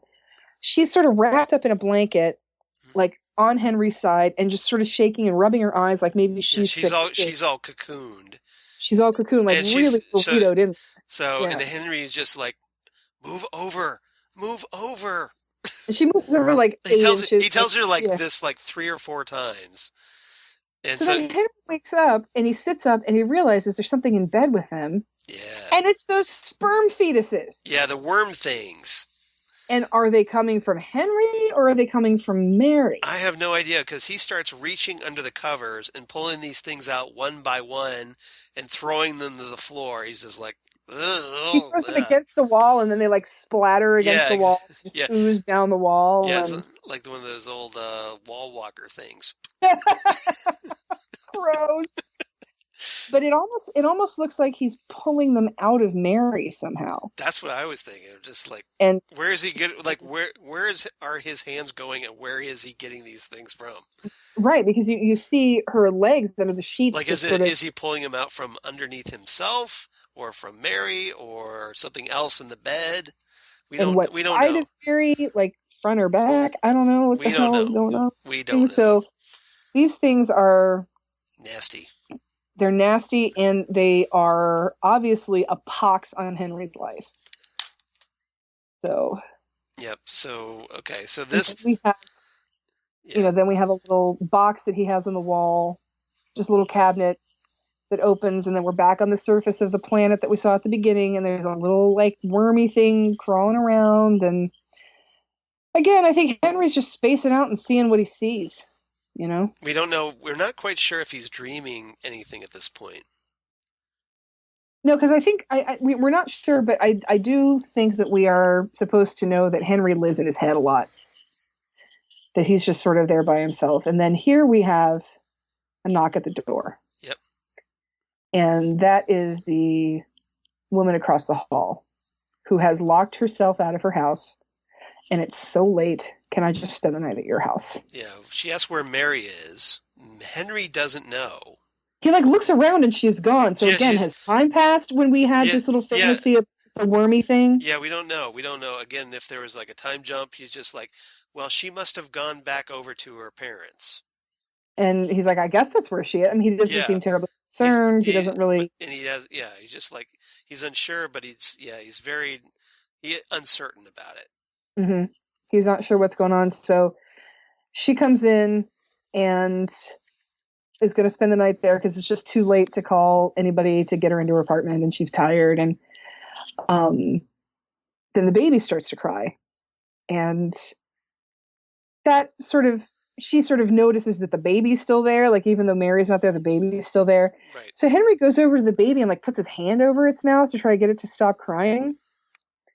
And then you sort of wonder, is he putting his hand over its mouth a lot?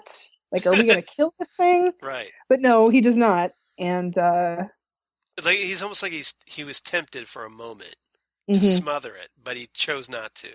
He chose not to, and so he's very and he sees that the lady across the hall is sort of kind of looking at the baby and kind of smiling, like, "Oh, you're a dad, isn't that sweet?" kind of a thing. And then she's kind of, looking at the bed, running her hands along the bed, like, "Hey, what can we do here?" Yeah. And then all of a sudden it turns into.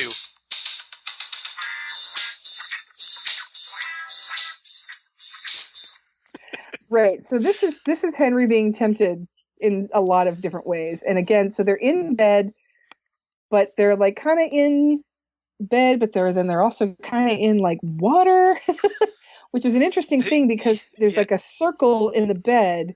Yeah. And it almost looks like the entrance to the White Lodge. Right. Well, I mean, they're in this kind of milky pool inside the bed. Mm-hmm. White Lodge. Yeah, exactly. And so, is it supposed to be the golden oil that, from the entrance to the White Lodge that we talked about? Exactly. So then they kind of this bed hot tub thing, whatever, they start kind of just lowering down into it. They're kind of melting into this pool. Mm-hmm. And then all of a sudden, it's just hair. Her hair is just left there, and they're somewhere else. But while they're trying to do the deed, the baby starts to cry and breaks the mood, and then they try again. The baby cries, breaks the mood, but then eventually they sink into the bed, and in the inside of the bed, loving happens apparently. So sweet loving down by the fire.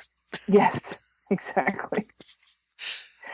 And then here we are now in the radiator again, and this is where our famous song comes from. Yep. Everything is fine in heaven, which is in heaven. Everything is fine. Yeah. In heaven. And apparently this is the only lyric to the song. No, there's more lyrics to the song. It does have a little bit of a repetitive. But it's most of it is just everything is fine in heaven. And is it in heaven everything is fine, or everything is fine in heaven? It's that kind of a feeling. Right. When you're just repeating the same lines over and over and over again. Oh, and they kind of blur. Yeah. So you're not quite sure where the line starts and where it ends. Exactly. And so there's a it's just everything is fine in heaven over and over again, and you've got your good things and I've got mine. In heaven everything is fine. So there are a couple more lyrics, but not many more. So then Henry goes on the stage. Mm-hmm. Like he goes up and he's kind of shuffling around, kind of like Dougie again. And there's this dead tree and a stone or a hardened ball of dirt or whatever gets wheeled out on this stage in this real like creaky wheeling sound. And Henry's also looking at the dead sperm fetuses. Yeah. And it's like, what's up? But yeah, this tree comes wheeling out, and this looks very much like the tree that's on his nightstand. Right. Which again looks very much like the arm / the abomination. Yeah. And it's making electrical noises. I am the evolution of the arm. Yeah. And it's making noises, and Henry loses his head. Yep. Just Henry gets beheaded. Pops right off there. Pops right off. Like a daisy. And what replaces his head is the baby. That was a really freaky moment when that baby's ugly, sickly, bird-like head starts emerging from inside, creeping up the suit out as the head pops out. Yep. So Henry's head is just sitting there. Which is a total nightmare vision thing. Right.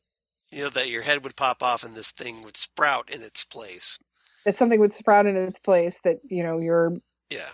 This is what your offspring are there to do, is to basically take your place when you die. Yeah. So it starts getting into a pool of blood, which then turns into water, which then he sinks into and then plops down on the ground out in front of where Henry's apartment is. Yeah, it basically it falls through this portal through this puddle, and then just emerges somewhere outside where the head into the quote unquote real world. Right. It drops on the top of its head and then falls over. Yep. Basically leaving the hair and scalp behind. Right. And it's this really fake-looking head of Jack Nance, for anybody wondering. If you haven't seen the movie. Yeah, it's still nauseating. So then this little boy notices it, he runs and picks it up and grabs it and runs off with it. Yep. He's just like kids do. Like, I'm going to take this head. Bye. Bye. See ya. There's a homeless guy that's like, hey, kid, what are you doing? What's up with that? Where are you going with that head, son?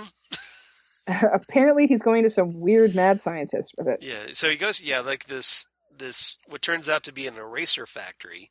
An eraser factory. And what they do... Yep. Oh, and then we should mention that little boy is Thomas Coulson, son of Catherine Coulson. Yes, exactly. That's a log lady's son, y'all. The log lady's son. And so what they did, I guess this is the R&D guy for the eraser factory. Right. Well, I think he's quality control. Oh, wait, no. Well, I take that back. No, that's the machinist guy, is the quality control. So this is like the supervisor. He seems like he's the R&D guy, because what he does is he takes a little tube, shoves it into Henry's head, almost like he's pulling out a core sample, Okay. and then puts that in a machine, which then starts making pencils with erasers on the end of it. Right. We had this little bit though before where this guy that like a receptionist guy who when the kid Mm-hmm. brings in the head, he's like buzzing repeatedly for his boss. You hear this Yeah, buzz, buzz, and just to make you it's the most annoying, uneasy feeling at this point. right. That's the And thing then, about this and then movie the is it's and then something. the boss comes out and just yells at the guy like, "How many times have I told you?" or whatever. Not to use the buzzer. Yeah, exactly. Like you're killing me with this buzzer, man. And then Mm-hmm. it's like, "Oh, what do you got there, son? Got a head for me? Come Get ahead, on get back. ahead. Yeah, come on back. Yeah, we could use that." And that's when he takes it back to the machine operator or whatever he is. Right. And so then we see the assembly line with a bunch of pencils with erasers on them, which have come from Henry's head, which is where we have Eraserhead. Yep. And yeah, there you go, just Yeah, like that. little pencils So coming by off an assembly line. so the machinist, the quality control machinist guy grabs one off the assembly line, makes a line out of it, and then erases that line. Like, And then he has to make sure, like, okay, I have to make sure this eraser is up to scratch. Let me mhm, he writes something down, scribbles it or whatever, and then erases it. It's like, studies it for a moment, is like, it's okay. it's okay. And then he just I just love the way gently he turns delivers in, that. it's okay. It's okay. And Thumbs and up. then he sweeps the eraser shavings into a pile and then swooshes them off of the side of his desk. Yep. And that's when we get that shot of Yeah, just ethereal bits it's in basically the like air. anytime you see like you look up Eraserhead images of Eraserhead, it's that Hmm. kind of definitive image of Jack Nance's head. But Jack Nance isn't there yet. It's Oh, just the eraser oh, bits. you're right. You're right. You're Yeah, it's absolutely right. just the eraser That bits comes at the end of the movie. I'm sorry. You're right. comes at the end, but it's beautiful. It's and it's Yeah, just again, you're cr- making and it's Lynch turning eraser shavings into art here. mhm. And it's just crap floating in the air, very much like the Bob Garmin Bozia that gets Hmm. sent to Earth. Right. So then all of a sudden, Henry's back in bed, and so was this a dream? A nightmare. Maybe Henry was having a Nightmare? nightmare. Yeah. What happened here? He's back in bed. His tree is there still. He's looking around his room like, the fuck? He has no idea what the heck is going on. And What the heck's he's going just, on? yeah, he's like, he has no clue what's happening. He's just sort of walking around the room. He's Yeah. hearing something, opens Yeah. the door, keeps looking for stuff, can't figure it out. And he hears something from outside of his apartment, Mm-hmm. and that's when he sees the beautiful girl from across the hall, and she's there with some dude named Mr. Roundheels, Mm-hmm. being all cozy, chummy. And So, Mr. Roundheels is like looking really uber creepy, like oh yeah. smiling, and like, yeah, I got your woman, pal, and all smug and waiting to be So apparently punched in the that's face. over. Yeah, Yeah, so that's over. So Henry goes, kind of frustrated back in his house and then back into his bedroom. And of course, the yep, baby's still there. yep. The baby's still there, Now, safe and what sound. does the baby do after Henry comes back in the room? Oh, He starts making cackling sounds, and then like little. sounds like he's laughing at Henry. It sounds like he's laughing at Henry, like in that weird This cat, baby crying. Yeah. and it's just like, okay, you gotta die now, son. So for Henry, basically the whole world is against him here. Yeah, So and even the sickly baby that's on its last legs is laughing at him. yep. So yeah, Mr. Roundheels is just creepy. He's got like that creepy smile, and Yeah, it looks as he's got though that this kind of oily, slick back hair, he's just gross. Yeah, he is. He's just gross, and it looks like when they look at him, what they see is the baby with the suit head. They're not actually seeing Henry. Right. They're Yeah. seeing There's a little flicker image of like Henry's head replaced by the baby's head. uh-huh. Yeah. So that's how people see him, as Right. sort of an idiot man child, for lack of a better term. That Right. that's what he is now. He either is that baby or he's that baby's father, and that's it. Right. But that's all he is to anybody. So Henry is getting more and more upset by this and more discombobulated and Agitated. Yeah. agitated by it. So he goes back into his apartment and he grabs a pair of scissors out of his dresser drawer that has Swamp Thing on top of it. Now, this is a weird situation because you're not sure what he's going to do with the scissors. And you think, he walks over to the baby and you think, oh my God, what is he going to do? What is he going to do with the scissors? Is this going to be, I mean, Henry, are you going to now for me, jail? The first time I saw this, I was just like, do it, kill him.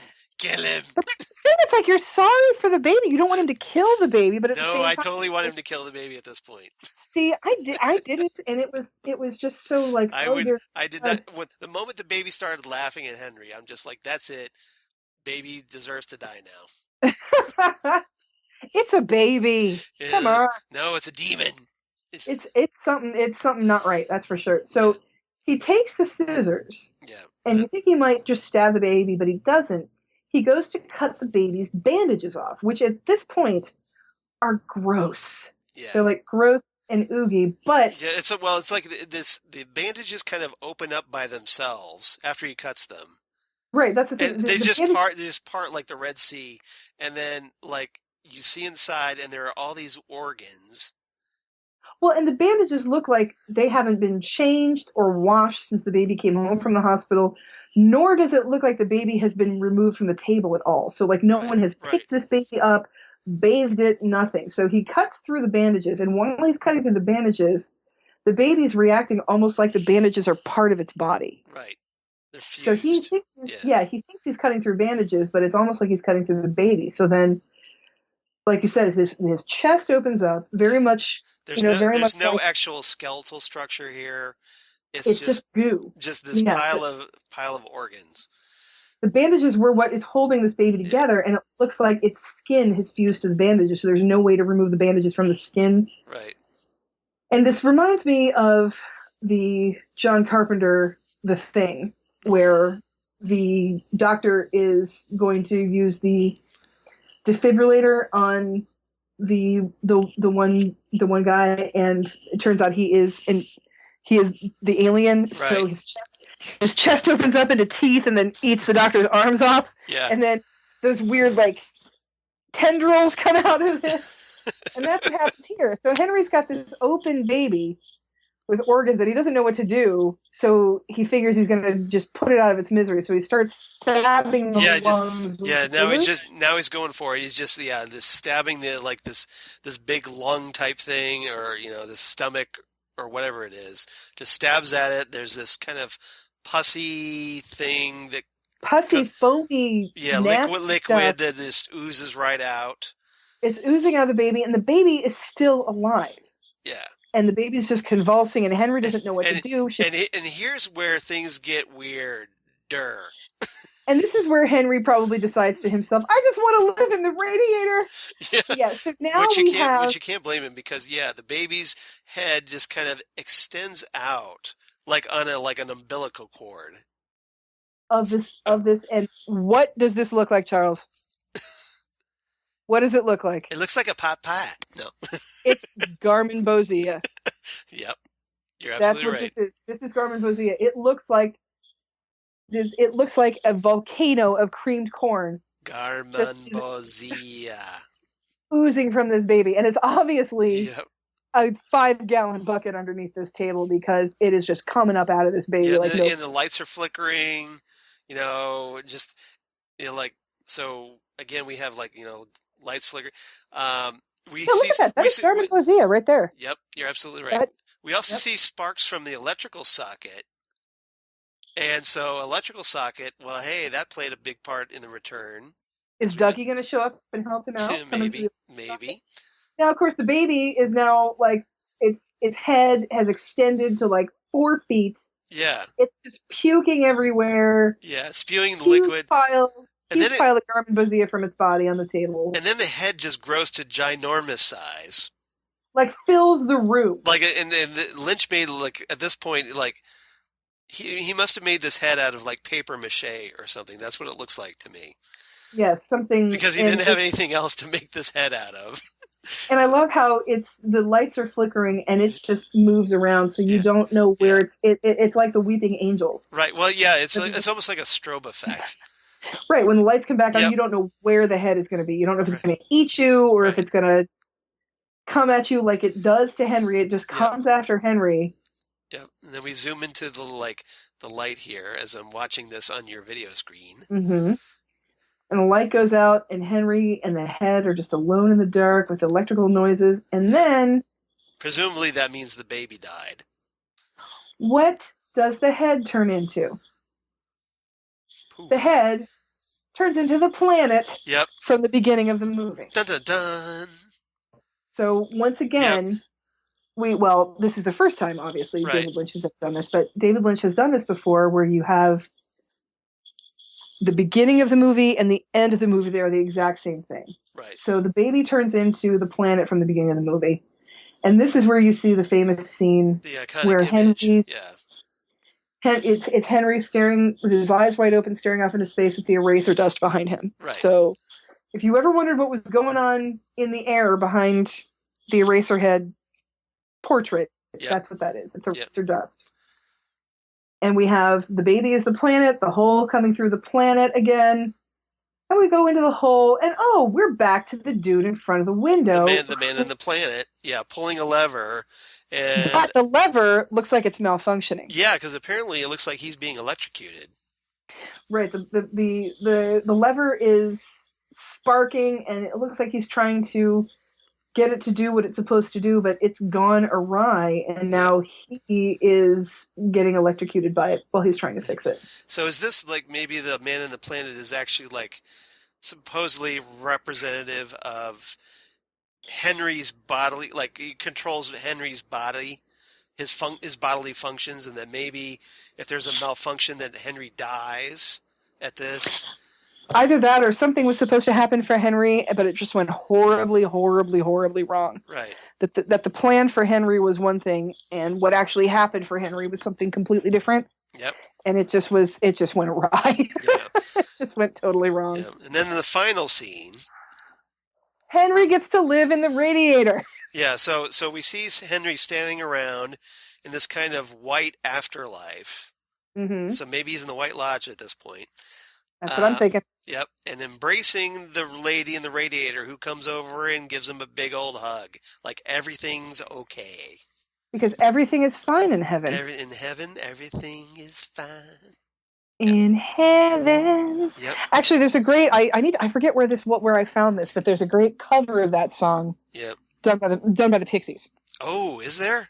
Yeah. Oh, I gotta check that out. Yeah, it's very cool. It's a little less creepy. one would hope.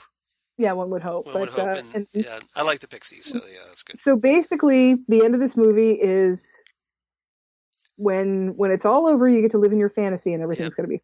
And we end with the credits, and then we hear that kind of calliope organ music. Yes. Playing. Yes. So it just keeps creeping you out. Yeah. It doesn't stop. And at this point, you're either like, "What the f did I just watch?" Mm-hmm. Or that was amazing. Or a little bit of both. Or frankly. both. Or both. Or yeah. Because again, this movie is. You just got to watch it. You don't try to figure it out because there's nothing to figure out. Yep. It's going to be anything remotely linear storytelling for you. You just got to let it flow over you. Don't think, just let it happen. Don't think, just watch. Yeah. Fly. Just fly. We got something. I ain't saying what it is, but trust me. Trust me. One of my favorite lines in Superman, the movie. That is a really good. I love that whole sequence, but yeah, that pilot in that movie, I just love that. So there you go. We got through Eraserhead, everybody. I feel like we just shared this big experience. I don't know about you. Who wants some Easter candy? There you go. Smoke them if you got them. Seriously. So yes, this was Eraserhead, and again, right. We're talking about how gross and how disturbing and how horrifying and how terrifying it is, but I definitely recommend watching it because it's not that obviously, for me, it's not that kind of horrifying that keeps you from ever wanting to see it again. There are those movies that are fantastic and beautiful and wonderful, and don't ever make me watch them a second time. Um, the one thing that comes to mind specifically for me is Requiem for a Dream. I never want to see that movie again as long as I live. I've seen it once is enough. I don't think I've ever seen that movie.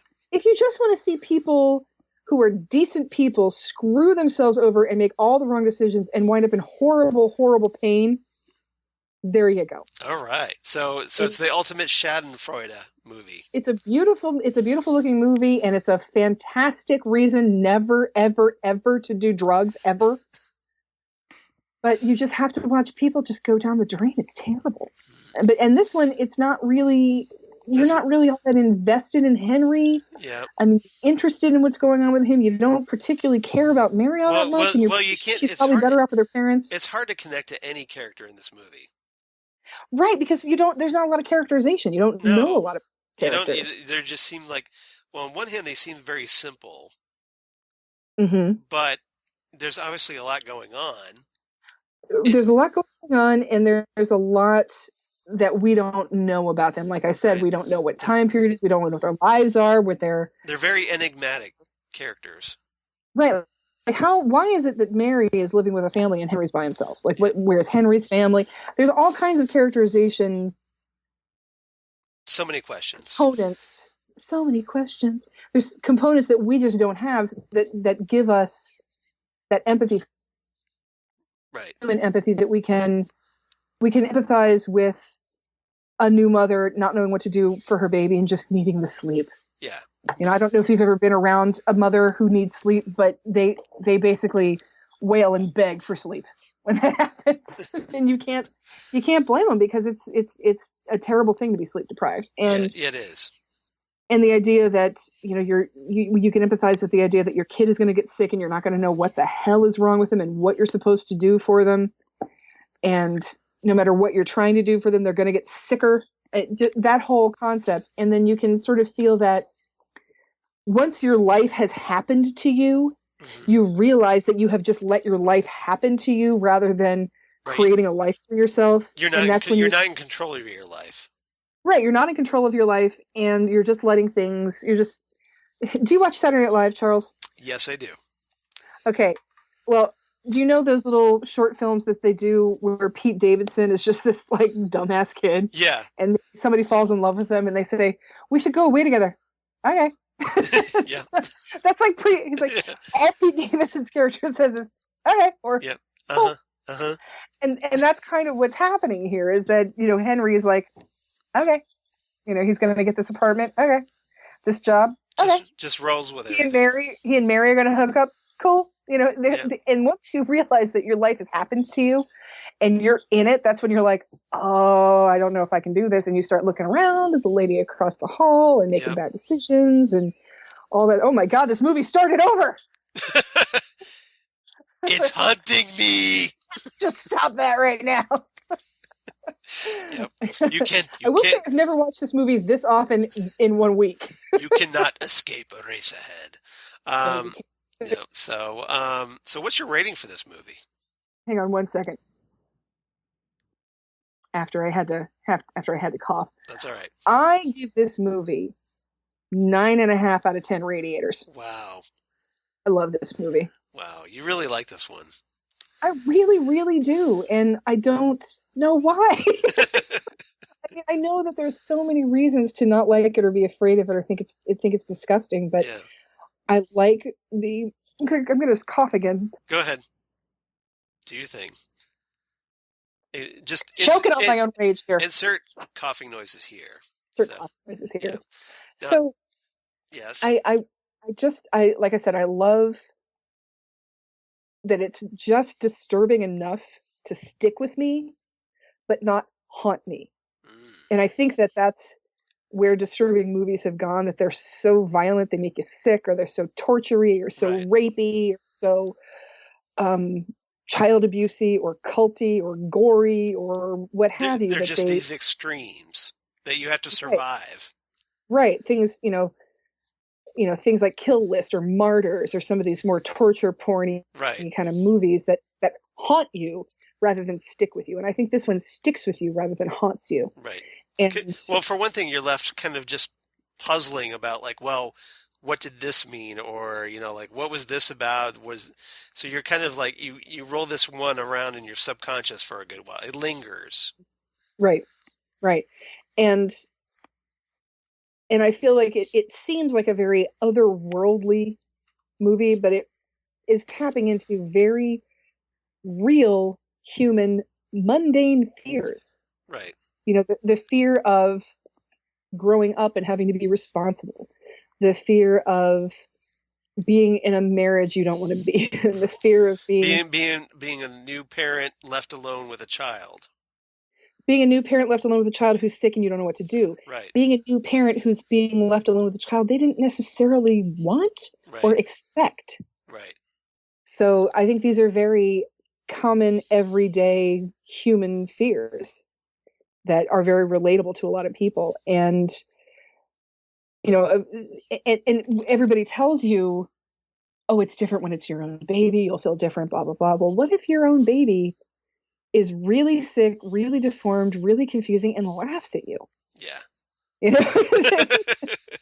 So maybe it's not going to be different. Maybe it's not better when it's your own. I mean, so there's a lot of things to think about in this. And it says a lot about your life when you're getting trolled by your like sickly like bird fish head baby.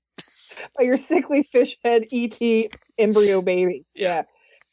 So, and I also think it's beautiful. I don't know who did this puppetry. Yeah. But damn. Because it's creepy. That thing is terrifying. It's just terrifying to look at it. It hurts your soul to look at that thing. It just makes it's creepy crawly. And like I said, you have so many mixed, at least I did, right, have so many mixed emotions about it. You want it to get better. You want it to be okay. You want to take care of it. You want to keep it alive, but you don't want to touch it. And you don't know that it's going to... That nurturing instinct only goes so far. That's the thing. I mean, you have the nurturing instinct of wanting to keep your baby alive, but at the same time, you have that human instinct to stay far, far away from things that look like that. Right. And I think that conflict is fascinating. I love how this movie looks with its starkness. It's very, very, the blacks are black and the whites are white. Right. And just the idea, and I like when a movie can just be what it is. And when you are living inside of somebody's head for a while, and that's what we're seeing. We're seeing the inside of Henry's head most of the time in this movie. Right. It doesn't have to make a whole hell of a lot of sense. And I like that about it as well. It's just like, okay, let's check out what's going on for like an hour and a half and see where this goes. And then, but I can leave it. Yeah, you can leave it behind. You're not stuck here. It sticks with you, but it does not haunt you. I remember watching Naked Lunch with a group of people when it first came out. And everybody's like, I don't get what's going on in this movie. Do you get it? And I said, yeah. And they said, well, what is it? And I said, he's high. I don't know what else you're looking for here. Don't overanalyze it.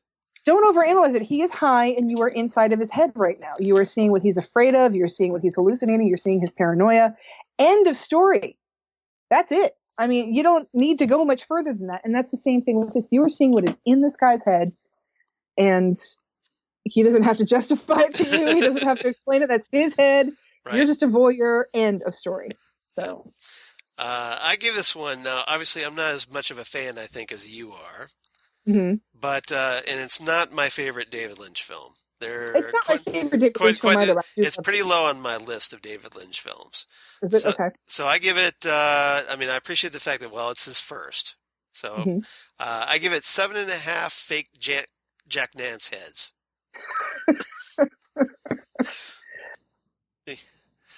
Because I just So I give it 7.5 because I mean I appreciate what it is but that baby, right. that second act where that baby's just crying and like it gets it grates on me. I'm not trying to be one of those guys that is like, no. That's makes it good. No, And no, no, I don't no, want to no, talk no. about. You're I don't not. want to be that kind of person, but I think that is what makes this movie effective. That baby being so Yeah. horrifying is what makes this movie so See, I effective. feel like I'm in the wrong here for like for feeling how I'm feeling because about this movie because like, well, am I missing something? Maybe I'm not getting the baby enough. I don't think you're missing anything. I Maybe, just I don't, and maybe I have a different perspective from it as being female. maybe That I have that sort of that's inherent possible. evolutionary nurture kind of a thing going Right, on. That right. when you see something that is obviously sickly, I wanted to be better and take care of it and yeah, call it, name it George and yeah, that kind of thing, or even like when you see like an egg that falls out of the nest and it hatches and there's obviously a not like a premature bird in it, right. you feel terrible, but I don't want to touch it. It's that feeling of empathy and being horrified and sad that this is happening, but please don't make me have to do anything with That anxiety. it. Yeah, Yeah. exactly. All right. So next time on Ghostwood, shall we continue our Roots of Twin Peaks Roots uh, of Twin Peaks Part Two. part two? So what do you Wheels recommend? of blue velvet, That's what I was thinking as well. bluer than velvet was the night. Yep, and that one I actually have on DVD because I actually really like Blue Velvet. So, I adore Blue Velvet, and I apparently didn't have it on DVD. I thought I did, but I didn't, and I well, just rectified it in the last uh, couple of months. okay. So I was just, yeah, I was gonna say I could always bring mine over, but you've got it, so that's cool. Dear Criterion, this Ooh, needs to be next. yeah, that would be good. Criterion has done Eraserhead. They have done Fire Walk with Me. Yep. They have done Why not? Mulholland Drive. I think Shout is releasing Wild at Heart, if I'm not mistaken, a new version That of needs it. all of these need to be Criterion. Yeah. They did three of the Lost Highway needs to be Criterion. Yeah, I'd like to see Blue Lost Velvet Highway and again. Wild at Heart. I think I've only watched that one once, so I'd like to see that again. Lost Highway was one of those where I was super excited for it to come out in the theater and like took the day off to see it like at 2 in the afternoon. Yeah. I was so happy. Yeah. So yeah, we'll do Blue Velvet next time.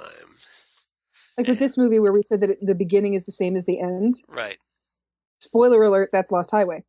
right. It opens up with Bill Pullman getting a buzz at his door and somebody saying Dick Laurence is dead. And it ends with Bill Pullman going up to his own doorbell and buzzing it and saying Dick Laurence is dead. So, Well, yeah, Lynch seems to like circular films. That kind of recursive. They go back on themselves. Linear's not his favorite. No, Yeah. no. So yeah, we're going to do this. This is obviously one of the major influences. Yes. And In a much more linear way, we have small town, weird shit's going on in small town. exactly. I mean, Kyle MacLachlan's got to figure it all out. Kyle MacLachlan and Laura Dern on screen together for the first time, y'all. Hmm? And then Dennis Hopper, of course. Oh, Dennis Hopper. And oh, who else? The Jack Nance. Jack Nance. You're right. Jack Nance is in this movie. Oh, I was trying to think. Oh, Brad Dourif. Scott Dean Stockwell. Yeah, Dean Stockwell. That's who I was trying to think of. Yes. Yeah. So. It's Ben. Yep. And who does a very entertaining lip sync of Roy Orbison's "In Dreams." Right. This is the Which is one of my favorite scenes. I love that scene. This is the lip sync battle to end all lip sync battles. Pretty much. Oh, and I'm sorry, Charles. To this day, if I ever have to use one of those, extension cord light bulbs with a cage over it, Yeah. first thing I do is sing that song. I want one of those old timey microphones. Mm-hmm. Yeah, that'd be great. That would be so great. I cannot think of the actress's name right now. The actress who plays. Isabella Rossellini. Oh yeah, Isabella Rossellini. Yes, she is. She is the ingenue in this. But the woman who plays his grandmother is Mrs. Chalfont, Mrs. Tremont. Oh yeah. I know. I can't think of her name. Alice something. I can't remember. I can't Yeah, remember. I can't. Anyway, yeah, that's. Yeah, I can't remember her name, but I know who you're talking about. Just say Mr. Chalfont. We know who you're talking about. Right. Yeah, and a lot of the usual David Lynch players. Yep. So. All right, so that's what we're going to do next time. I'm looking forward to that one because that will be fun. Me too. Any excuse to watch. Haven't watched Blue Velvet for a while either. So, but I've been really wanting to. So, I'm Mm-hmm. kind of glad we're doing this now because I was kind of saving it up because I was like, well, maybe we'll review it for the podcast. And sure Oh enough, yeah, here we here are. we are. Here we Yeah. are. Oscar-nominated Blue Velvet, by the way. Yes. Yes. So. So looking forward to that. So obviously we've got so come on back for that for episode 32. And in the meantime, if you'd like to get a hold of us here at Ghostwood, you can reach us on the Twitter machine at GhostwoodCast, or you can email us at ghostwoodpodcast@gmail.com on the Gmail. On the Gmail. And you can reach us also on our Facebook account, Ghostwood, the Twin Peaks Podcast. Reach us there on Facebook while Facebook still exists, everybody. If you've been watching the news lately. Yeah, we'll see what their privacy algorithms do in those exactly. next couple of months. Yeah. No guarantee on if it'll show up accurately in your feed or not because Facebook, but yeah. But we're also on there too. And if you would like us and follow us on there, that would be great because that helps people notice us. And then, of course, on iTunes, we definitely appreciate you leaving a review for us. Let us know what you think. We'll know what you think of things like when we do this Roots of Twin Peaks series, kind of exploring the outer reaches and the influences of David Lynch's previous projects that helped influence Twin Peaks. Because obviously, as we went through Eraserhead, there were plenty of things that paid off later on in the original and in the return. Oh, yeah. So, and Blue Velvet, same thing. Same stuff. Same stuff. And lots of actors, obviously, that carried over into Twin Peaks as well. Right. So check us out there. Zan, where can they reach you on the interwebs? Well, for now, I am on the Facebook, Zan Sprouse. Yes. And I am on the Twitters as Udinax19. Ditto for the Instagram, Udinax19. Yes. And leave us feedback. And if you want to give us 5 stars on iTunes, that'd be great. Just because that's not, even if you don't necessarily think we're 5 stars, at least give us a shot to have somebody else listen to us. And that's how that's how other people find us, is through the rating system. So also don't forget to come and check out, because iTunes has their own algorithms, and that they helps. have their own algorithms and privacy issues going on there. So don't forget to check out the Southgate Media Patreon. Right. Help us keep the lights on. For as little as $1 a month, you can help us keep the lights on in geeky podcast land. And there are a lot of geeky offerings from the Southgate Media. So if you want to see what else there is now that this episode's over, you're like, well, what am I going to listen to now? Yeah, well, there you go. You got a lot of good options. I could recommend 3 other podcasts, but that's just me. You can. Speaking of 3 other podcasts. And shamelessly too. Where else can we find you on the internet? You can find me on the internets on the Twitter at Charles Skaggs, on the Instagram at Charles Skaggs, coincidentally enough. Google Plus for all you crazy kids in the Google Plus. Facebook, of course, at Charles Skaggs. And my blog of geeky things. Damn good coffee. And hot. Damn good coffee and hot. Where I talk about all the things we talk about here on Ghostwood, including Twin Peaks, or maybe Eraserhead, or Dune, Blue Velvet, you name it. Or all kinds of comic book sci-fi news, lots of casting news, and trailers, whatnot. Please check that out. I definitely appreciate that. And my other 3 podcasts I do for Southgate Media, as I shamelessly plug. Next Stop Everywhere, the Doctor Who podcast that I do with Jesse Jackson. And Titan Talk, the Titans podcast that I also do with Jesse Jackson. And the Fandom Zone podcast that I do with Karen Lindsay, where we talk about all the comic book shows of the week, or as many as we can. There's so many now, thanks to all the different internet network platforms. Yeah, and networks like Sci-Fi keep throwing out new ones like Krypton. So we just so many shows, you guys. And I want to give a special shout out to Karen while I'm at it, because Karen sadly lost her mother this past week. Oh, I'm so sorry, Karen. And We have Jesse and a friend of the show, Phil Parrish, helping us out for the past couple of weeks. Well, obviously, Karen has more important matters to take care of than a silly little podcast. Definitely, And, definitely. And of course, my love. I send all my love out to Karen. I've been doing that on all the podcasts. I want to do that here as well. Definitely, And my heart is with Karen right now too. That is terrible news. I'm so sorry. yeah. So, my parents are in their 80s, so this is a constant fear in my back of my tiny brain every Especially us day. as only children with still married parents. This is a constant fear. Exactly. So, yeah, no issues there, right? So yeah, Karen, obviously we're keeping you in our thoughts, and we send you all our love. So, but other than that, thank you everybody for listening. We definitely appreciate it. I hope you enjoyed our little Eraserhead discussion. I know I did. And We're just like regular chickens.